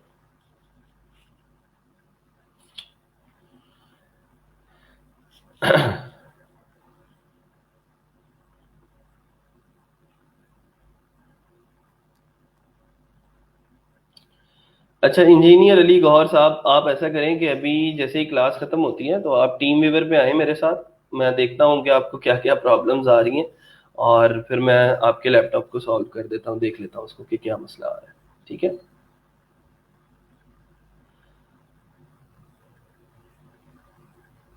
अच्छा जी, कर लेते हैं।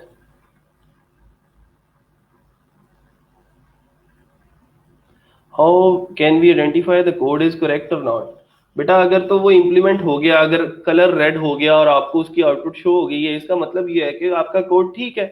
ठीक है, अगर नहीं हो रहा तो आपका कोड गलत है। अगर आपको इसकी जो आउटपुट है वो नहीं नजर आ रही, आपको आपकी आउटपुट, आपकी डिजायर्ड आउटपुट नजर नहीं आ रही, तो इसका मतलब गलत किया आपने कुछ, तो उसको सॉल्व कर लेंगे। ठीक है, इसमें इतनी कोई रॉकेट साइंस तो है नहीं। हाँ जी, कंट्रोल प्लस क्वेश्चन मार्क है जी कमेंट करने के लिए। अच्छा, अब आगे चलते हैं जरा कुछ प्रॉपर्टीज की तरफ। सीएसएस की कुछ प्रॉपर्टीज हैं, उनको डिस्कस करते हैं कि कैसे कैसे हम किन किन एलिमेंट्स को प्रॉपर्टीज लगा सकते हैं। सर आपको रीच कैसे किया जा सकता है? मुझे आज तक कोई रीच कर ही नहीं सका। मुझे भाई मैसेंजर पे मैसेज कर दो, आई विल ट्राई कि जल्द से जल्द आप लोगों को रिप्लाई मिल जाए। ठीक है, असल में और भी गम है ज़माने में ये रोज़गार के सिवा, तो मुझे एक टाइम पे बहुत सारी चीज़ें मैनेज करना होती हैं, तो आप लोगों को शिकवा होता है कि मैं जो है वो आपको रिप्लाई नहीं कर पाता। इसलिए मैं कोशिश करता हूँ कि जब लाइव आऊँ तो आप लोगों के सारे क्वेश्चंस ले लूँ और आप लोगों की कन्फ्यूजन ख़त्म करके यहाँ से मैं निकला करूँ। बहुत सारे जो कुछ रेयर केसेस होते हैं, जैसे ये गौहर साहब हैं, अब इस तरह का अगर किसी को कोई मसला आता है कि जिनको बिल्कुल वो नॉन टेक्निकल हैं और इलेक्ट्रिकल इंजीनियरिंग से हैं, कंप्यूटर साइंस का उनका बैकग्राउंड नहीं है, तो फिर मैं उसके लिए उनको ये कहता हूँ कि आप फिर टीम व्यूवर पे आ जाएं, और मैं उनको फिर वहां पे गाइड कर देता हूँ, खुद से जाके उनके कंप्यूटर के अंदर फिक्सेशन कर देता हूँ जब भी मुझे टाइम मिले। सर आप फेसबुक पे रिप्लाई ही नहीं करते। असल में कुछ कभी कभार ऐसा भी होता है कि आप लोग फेसबुक के ऊपर जो है वो मेरे साथ ऐड नहीं होते ना फ्रेंड में, तो फिर मुझे आपके वो मैसेजेस मैसेंजर में मिलते नहीं है, रिक्वेस्ट में चले जाते हैं, तो वो थोड़ा सा मसला आ जाता है वहां पे। सर आपको रिक्वेस्ट की है बट नो रिस्पॉन्स। हाँ जी, आज इंशाल्लाह मैं बैठूंगा और सारी रिक्वेस्ट आप लोगों की एक्सेप्ट कर लूंगा। सर आपका व्हाट्सएप नंबर था वो आपने रिमूव कर दिया है? मैंने कब व्हाट्सएप नंबर दिया आप लोगों को है? मेरा व्हाट्सएप नंबर किसी स्टूडेंट के पास नहीं है। व्हाट्सएप मेरा जो है वो आप कह लें कि बिजनेस के लिए है, काम के लिए है, वो फ्रेंड्स के लिए है, रिलेटिव्स के लिए है, वो स्टूडेंट्स के लिए नहीं है। स्टूडेंट्स के लिए मैसेंजर है। देखिए, बड़ी चीज़ें जो है वो मैनेज करके मैं चलता हूँ। मैं आज इंशाल्लाह ये रिक्वेस्ट वाला मामला आप लोगों का जो गिला है वो इंशाल्लाह दूर कर दूंगा, और जो जो मुझे नज़र आएगा रिक्वेस्ट के अंदर मैं उसको इंशाल्लाह अप्रूव कर लूंगा। अभी ये मोहम्मद इमरान साहब हैं और वो बार बार पूछ रहे हैं कि how we can identify the code is correct और नॉट। तो इनको बेटा मैं जवाब दे चुका हूँ आपको कि आपका कोड अगर ठीक से चल रहा है, आपने जो आउटपुट ये प्रॉपर्टी लगाई है colour is equal to red, तो अगर तो वो रेड हो गया इसका मतलब आपका कोड ठीक है। सर कितनी रिक्वेस्ट पेंडिंग है आपकी फेसबुक? बेटा कभी मैंने देखी नहीं है, चेक नहीं किया, I don't know the exact number. Thank you sir, you are so good. Yes I am. चलें जी, बहरहाल प्रॉपर्टीज की तरफ चलते हैं और प्रॉपर्टीज देखते हैं कि कौन कौन सी हैं और कैसे। अब ये साथ ही मुझे रिक्वेस्ट भेजनी शुरू कर दी हैं आप लोगों ने यार, बहुत ही होशियार हो तुम लोग सारे। बहरहाल आ जाए जरा इधर, काम करने पे आते हैं। हम क्या कर रहे हैं जी, ये एबीसी या ये जो पैराग्राफ P1 है इसको हमने यहाँ पे टारगेट किया है। इसको मैं डॉटेड लाइन से खत्म बंद करता हूँ, वापस आता हूँ, मैं इसको एक प्रॉपर्टी लगाता हूँ फॉन्ट माइनस फैमिली की। फॉन्ट फैमिली जो है वो इसकी हम कर देते हैं लेट सपोज वर्डाना। वर्डाना एक फॉन्ट फैमिली का नाम है, जैसे कैलिबरी एक बदनाम जमाना फॉन्ट था पाकिस्तान का, तो कैलिबरी फॉन्ट था ना, याद हो शायद, तुम्हें याद हो कि ना याद हो, मुझे याद है जरा जरा। तो उसके साथ साथ वर्डाना है और बहुत सारी फॉन्ट फैमिलीज आप लोगों को मिल जाएंगी। तो अब आपने इसके ऊपर गौर करना है, इस पैराग्राफ के ऊपर रिफ्रेश कर रहा हूँ इसको, तो देखें जरा, इसका जो फॉन्ट फैमिली है वो बाकी सबसे अलग हो गया है और चेंज कर दिया, इसका जो राइटिंग स्टाइल है वो चेंज हो गया। ठीक है, हाँ जी इंशाल्लाह मैं करता हूँ।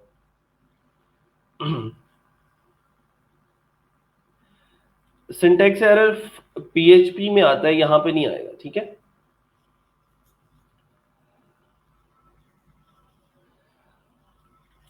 फिर उसके बाद हमारे पास एक प्रॉपर्टी है फॉन्ट वेट की, फॉन्ट माइनस वेट। तो वो उसको हम बोल्ड कर देते हैं, अगर लेट सपोज बोल्ड किया सेमीकोलन लगा के, तो उसी पैराग्राफ को टारगेट कर रहे हैं हम, तो देखें जरा थोड़ा सा बोल्डर कर दिया उसको।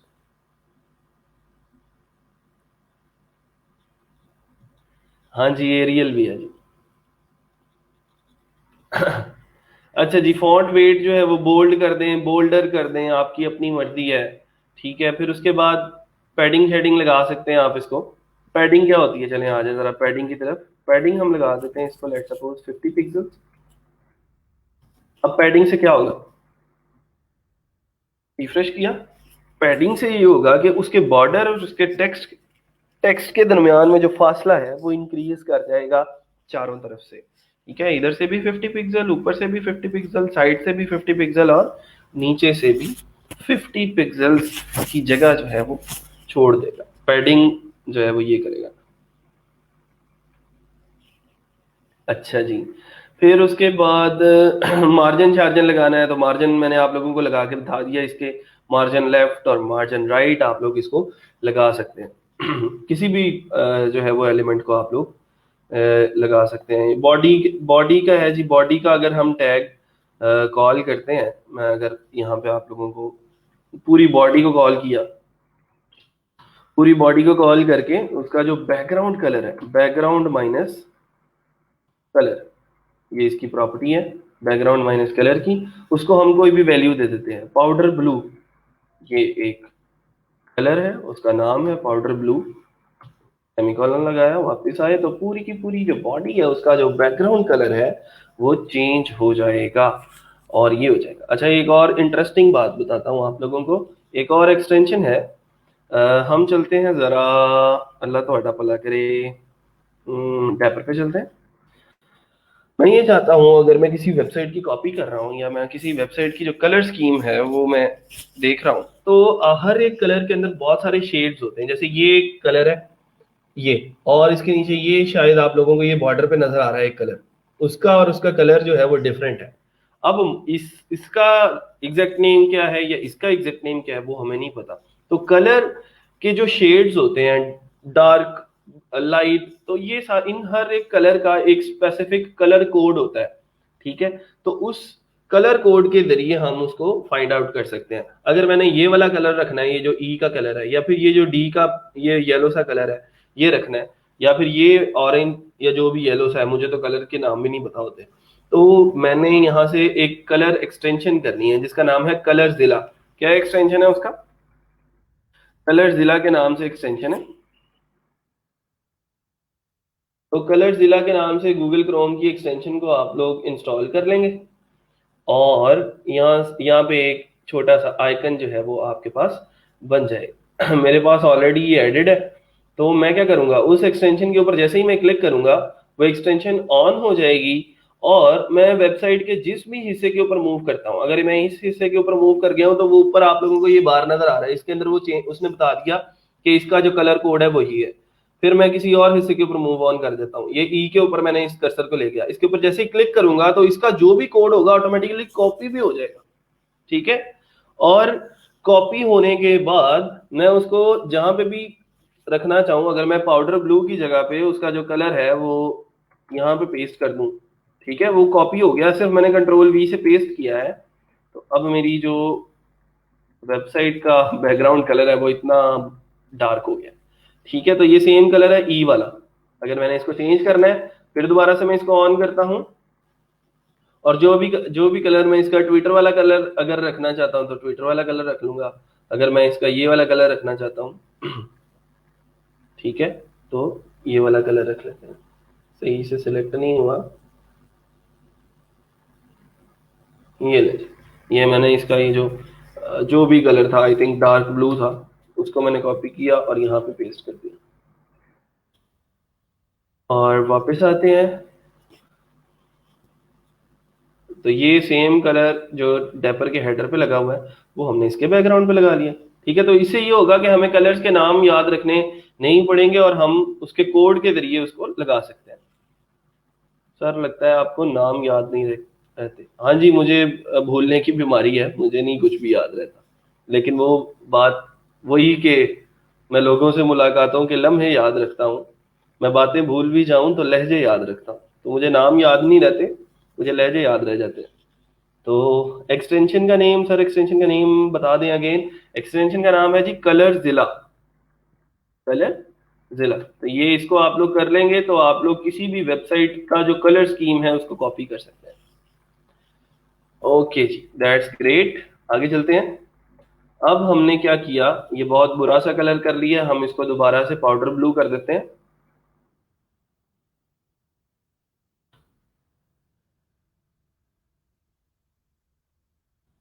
पाउडर ब्लू कर दिया और वापस आके हमने इसको चेंज कर दिया।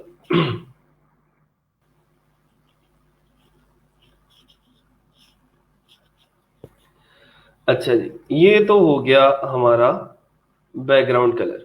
ठीक है, फिर उसके बाद बैकग्राउंड इमेज भी होता है, उसको हम कल करेंगे इंशाल्लाह। अभी कुछ और चीजें हैं, उसको हम फिक्स कर लेते हैं और वो प्रॉपर्टीज हम पढ़ लेते हैं। फॉन्ट स्टाइल की प्रॉपर्टी है, कलर हमने कर लिया है, फॉन्ट फैमिली कुरियर है। कुरियर फॉन्ट फैमिली देखिए आप लोगों ने कौन सी होती है, मैंने भी नहीं देखी, चेक करते हैं। हम किसी पैराग्राफ को आईडी लगा लेते हैं। ID is equal to P2। ठीक है, और P2 लगाने के बाद स्टाइल में आते हैं वापस, और यहाँ पे P2 को टारगेट करते हैं। कैसे टारगेट करेंगे, हैश से P2, और फिर उसके बाद ब्रैकेट, उसके अंदर जाके उसको उसकी जो फॉन्ट फैमिली है, फॉन्ट माइनस फैमिली, वो हम कर देंगे कुरियर। कुरियर के स्पेलिंग आई डोंट नो क्या होते हैं, लेकिन चलें तुक्का लगा के देखते हैं। कुरियर यही होता है या नहीं। अच्छा चलें, इसको रिफ्रेश किया तो ये इसका साइज और इसका जो हेडिंग शेडिंग है वो सारी की सारी चेंज होती है या नहीं, हो गई। फिर उसके बाद इसी को अगर हमने बॉर्डर शॉर्डर लगाना है, बॉर्डर लगाया जी इसको 2 पिक्सल्स का, और वो अब डैश्ड बॉर्डर होगा। ठीक है, पहले हमने सिंपल लगाया था जिसको हम सॉलिड बोलते हैं, फिर हमने डॉटेड लगाया, ये डॉटेड बॉर्डर लग गया। ठीक है, अब हम डैश्ड बॉर्डर लगाएंगे। डैश्ड बॉर्डर लगाएंगे और उसका कलर होगा, अल्लाह ਤੁਹਾਡਾ भला करे, ब्लैक। ये लें, इसको हमने सेमीकोलन लगा दिया। रिफ्रेश करते हैं जी, हुआ नहीं, तो ये बॉर्डर लग गया, डैश्ड बॉर्डर लगा। ठीक है, और ब्लैक कलर में लगा है। तो डैश्ड में और डॉटेड में अब आप लोगों को फर्क जो है वो समझ आ गया होगा। ठीक है, मार्जिन प्रॉपर्टी दोबारा बता दें। मार्जिन, मार्जिन इसी को लगा के देख लेते हैं। ये देखें जी, मैं लगाता हूं मार्जिन माइनस राइट, वो लगाते हैं हम 50 पिक्सल्स का, और राइट से भी मार्जिन दे दिया और लेफ्ट से भी दे दिया, मार्जिन माइनस माइनस लेफ्ट, और वो भी हमने 50 पिक्सल्स दे दिया ताकि दोनों तरफ से आसानी हो और एग्जैक्ट एक जैसा ही जो है वो आ जाए। ठीक है, तो ये इसका मार्जिन यहाँ से और यहाँ से 50 पिक्सल्स का आ गया। सर बॉडी के साथ हैशटैग क्यों नहीं लगाया स्टाइल शीट में? बॉडी का एक एलिमेंट है HTML, जैसे हमने पैराग्राफ्स को ऑलरेडी, बॉडी का एक ही टैग है ना पूरी बॉडी के अंदर, पूरे डॉक्यूमेंट के अंदर बॉडी का टैग ही एक है। लगाने को लगा सकते हैं आप इसको भी, लेकिन पैराग्राफ्स बहुत ज्यादा होते हैं एक HTML डॉक्यूमेंट के अंदर, लेकिन बॉडी आमतौर पे एक ही होती है, तो इस वजह से उसको लगाने की जरूरत नहीं है। लगाना है तो लगा लें, वो सेम प्रोसीजर सेम है। ठीक है जी, गुड। और अच्छा, मार्जिन हो गया। फिर उसके बाद अगर पैडिंग शेडिंग लगानी है आपने इसको, तो पैडिंग भी इसी तरह लगा सकते हैं। अगर पैडिंग माइनस लेफ्ट लगाएंगे, सिर्फ पैडिंग पैडिंग माइनस लेफ्ट, तो वो सिर्फ लेफ्ट से लगेगी 50 पिक्सल्स की। ठीक है, तो देखते हैं जरा, 50 पिक्सल्स की लेफ्ट से हमने जब लगाई पैडिंग तो क्या हुआ, किधर गया भाई, एक मिनट, राइट से भी लगानी पड़ेगी आई थिंक सो। या अगर हम सिंपल पैडिंग लगाते हैं,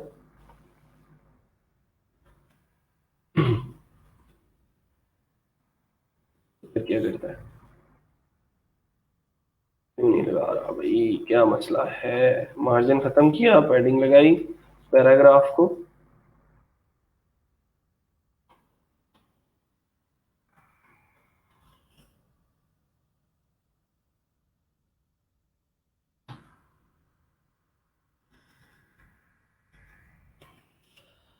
अच्छा जी, सर इतना काफी है आज के लिए। अच्छा जी, ज्यादा हो गया। तो काइंडली लेक्चर 5 रिपीट में वीडियो चाहिए, लेक्चर 4 तक ही रिपीट में मिले। ये रेपिटेशन वगैरह लैब मैनेजर्स मैनेज कर रहे हैं। मेरा काम बेटा आप लोगों को सिर्फ यहाँ पे आके 1.5 घंटे का लेक्चर देना है, बाकी जितनी भी मैनेजमेंट होती है वो सारे के सारे काम संभालती है। आप उन लोगों से कांटेक्ट कर ले तो वो ज्यादा बेटर है। हंजला है और कौन है, आदिल साहब हैं, उनसे बात करें, उनसे कहें मुझे फलां लेक्चर चाहिए, तो वो आपको अपलोड कर देंगे। सर ये मेथड्स और फार्मूलाज की फाइल अवेलेबल हो सकती है? हाँ जी, ये मैं आप लोगों को ये जितना भी हम कोड कर रहे हैं ना, मैं आप लोगों को ये कोड दे दूंगा। जो स्लाइड्स हैं वो नहीं मिलती आप लोगों को, वैसे भी आज अब इससे आगे हमने स्लाइड्स की तरफ कम ही जाया करना है। सर आज के लिए काफ़ी नहीं, चलें जी, ठीक है जी, जैसे आप कहें। सर अगर किसी स्पेसिफिक पैराग्राफ का बैकग्राउंड चेंज करना हो तो वो सेम बेटा प्रॉपर्टी है ना। देखें, आप उस पैराग्राफ को टारगेट करें, ये पैराग्राफ को टारगेट किया हुआ है ना ऊपर हमने। अगर यही पैराग्राफ है, इसी को मैं जाके ये प्रॉपर्टी लगा देता हूँ और इसका बैकग्राउंड कलर जो है वो मैं रेड कर देता हूँ, ठीक है। तो देखें जरा, वो उस पैराग्राफ का बैकग्राउंड कलर रेड हो गया। सर बस करें, काफ़ी है। अच्छा जी, चलें ठीक है जी, कर दिया बस। ठीक है जी, ठीक, good good good. Column issue कर रहे हैं, आई थिंक सेमी कॉलन आएगा, हाँ ठीक है। हाँ मैं कोड दे दूंगा आप लोगों को, वंस हम थोड़ा सा कोड कर लें। अभी तो ये इतना सा कोड किया बेटा, और किया ही कुछ नहीं है। पहले ही थक गए माशाल्लाह सब लोग। तो अभी इश्क के इम्तिहान और भी हैं, परे से परा और भी हैं, ठीक है। तो ज़रा अब अपने जो है पजामे टाइट कर लो ज़रा। अब आगे आगे चीज़ें जो हैं वो जल्दी जल्दी सीखनी है, तो थोड़ा सा भागना सीखो अब, ठीक है। चलना शुरू कर लिया तुम लोगों ने, लेकिन अभी भागना स्टार्ट करो साथ साथ।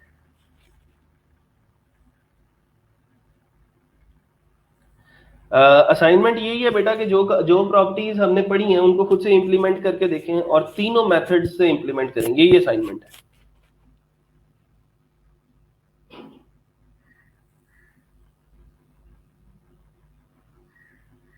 हाँ जी, सेम ऐसे ही मैनेज करेंगे बिल्कुल।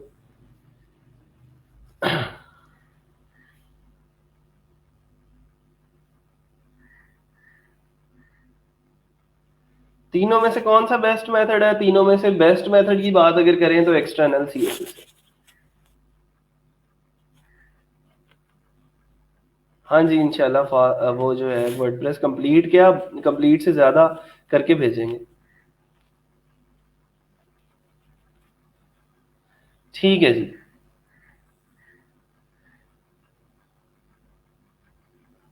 सर डेवलपर्स कमाल की पोइट्री कर लेते हैं, सही है ना?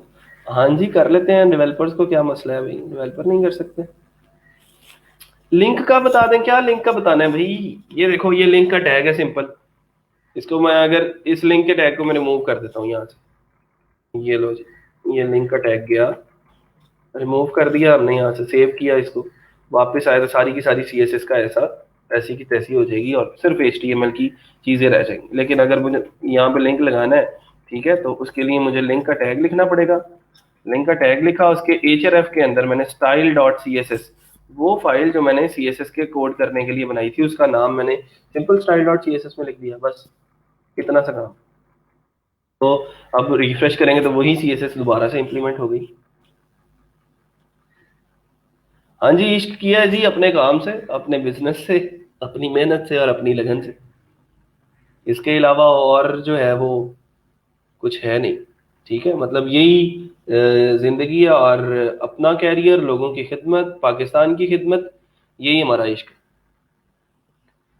ठीक है। अगर हमारी वजह से अगर किसी की जिंदगी बदल जाती है, किसी के घर में चूल्हा जलना शुरू हो जाता है, तो वही हमारे लिए सदका जारी है।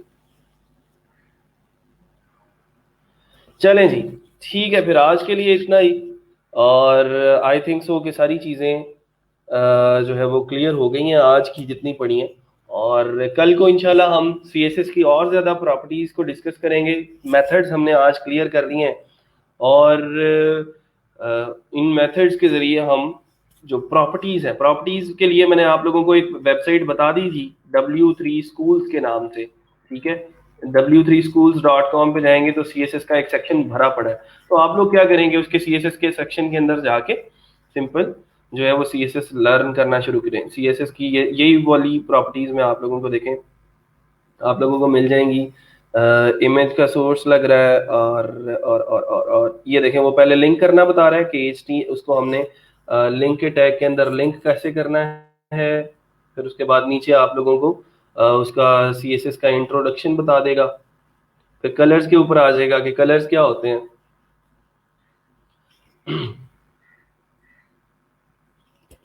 ठीक है, ये कलर्स हैं, तो कलर की प्रॉपर्टी कैसे लगानी है वो आप लोगों को यहाँ पे सारी की सारी पता लग जाएगी। ये CSS का टैब यहाँ पे बना हुआ है, वैसे इसके ऊपर भी अगर आप चले जाएं तो background colour, colour white, text align centre, font family Verdana, font size 20 pixels. तो इसको अगर ट्राई इट योर सेल्फ करते हैं तो वो उसको आपको उसकी आउटपुट भी दिखा देगा। ठीक है, तो ये बॉडी है, उसका बैकग्राउंड किया था लाइट ब्लू, तो देखें लाइट ब्लू है। H1 का कलर किया था व्हाइट, तो H1 का कलर व्हाइट है। टेक्स्ट लाइन सेंटर था तो इसका सेंटर किया हुआ था। फॉन्ट फैमिली पैराग्राफ की जो है वो वर्डाना है, तो ये पैराग्राफ की फॉन्ट फैमिली वर्डाना है। फॉन्ट साइज जो है वो 20 पिक्सल है इसका, तो फॉन्ट साइज 20 पिक्सल्स कर दिया। तो इस तरह जो है वो आप लोग इसको चीजें चेंज कर सकते हैं और खुद से लर्न कर सकते हैं। Properties, number of properties matter नहीं करती, मैटर जो चीज करती है वो ये है कि आपको एग्जैक्ट मेथड पता हो कि किस एलिमेंट को हमने ये प्रॉपर्टीज कैसे लगा सकते हैं। ठीक है जी।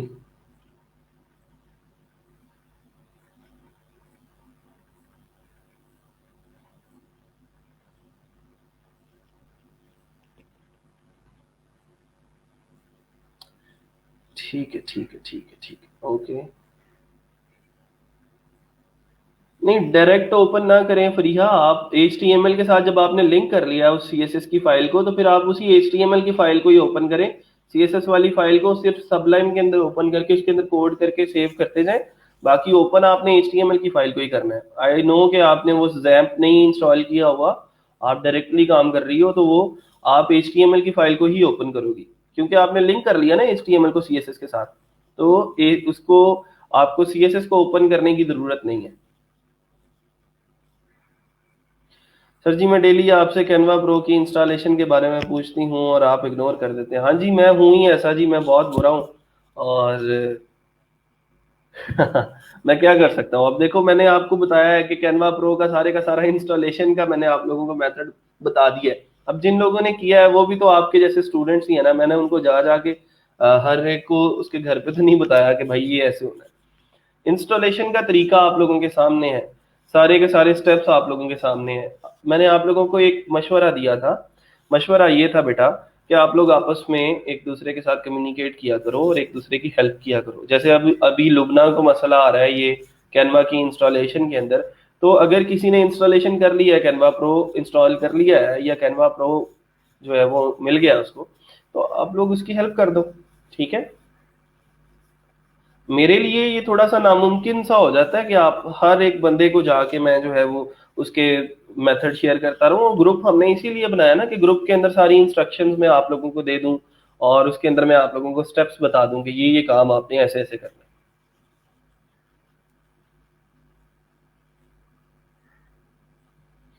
हाँ जी, तजर्बे करें जी। और देखें, चीज़ें करने से ही आएंगी। जब आप लोग खुद से प्रैक्टिस करेंगे, खुद से चीज़ें इम्प्लीमेंट करके देखेंगे तो फिर ही फायदा होगा। क्योंकि ये अब देखें ना, आप कोई प्रॉपर्टी लगाते हो, लेट सपोज यहाँ पे CSS में कोई भी सिंपल सी प्रॉपर्टी लगा दी, अब आपने लिखा यहाँ पे फॉन्ट माइन, अब फॉन्ट लिखा आपने, तो फॉन्ट की कितनी फैमिली, फॉन्ट की कितनी प्रॉपर्टीज आपके पास आ गई। तो फॉन्ट स्टाइल लगा के देखो, कभी फॉन्ट वेट लगा के देखो, फिर फॉन्ट फैमिली लगा के देखो, तो उससे देखो कितनी चीजें लर्न होती हैं फिर आपकी और कितनी चीजें आपको सीखने को मिलती हैं। तो ये सारी की देखो, प्रॉपर्टीज लगा के देखो, नई नई चीजें इंप्लीमेंट करके देखो, ज्यादा से ज्यादा क्या हो जाएगा, लैपटॉप फट जाएगा ना, इससे ज्यादा तो कुछ नहीं होगा ना। तो आई विल हैंडल इट, क्या कर लोगे, ज्यादा से ज्यादा सारी चीजें खराब हो जाएंगी, आई कैन मैनेज। ठीक है, तो आप लोगों को परेशान नहीं लेने की जरूरत नहीं है। मैं यहाँ पे बैठा हुआ हूँ, आप लोगों का काम सिर्फ चीजों को प्रैक्टिस करना है, आपके पास फ्री हैंड है, जैसे चाहें आप लोग तजर्बात करके देखें।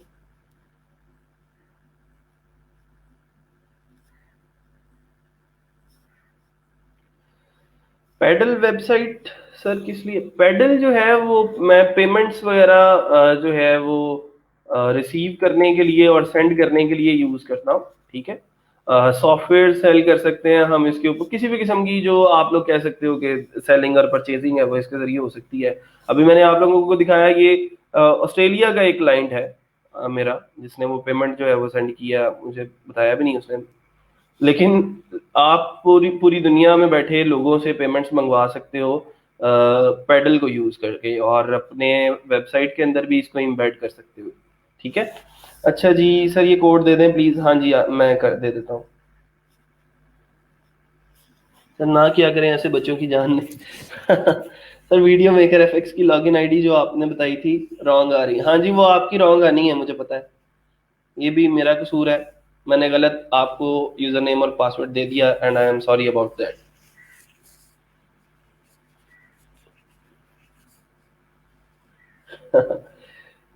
एब्सेंट लिस्ट मैं शेयर कर देता हूँ।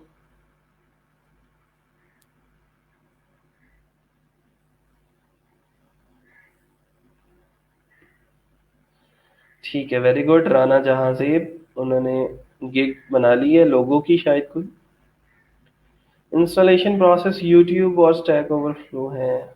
जिसको कैनवा का मसला आ रहा है मुझसे रब्ता करें। नहीं जी, ये वसीम अकरम साहब हैं, इन्होंने मैदान में आए हैं और उन्होंने ये कहा है कि जो कैनवा के अंदर किसी को अगर मसला आ रहा है तो मैं उसकी हेल्प करूंगा, तो वो अभी वसीम से रब्ता कर लें लोग ना आप।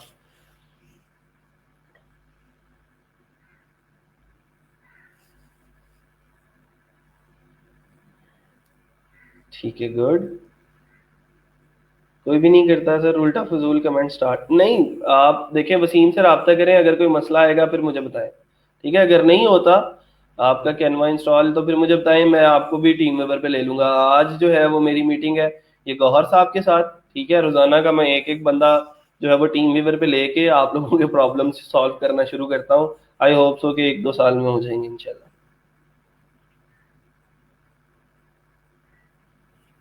Good, very good. Main file को रिप्लेस कर दो, ठीक है।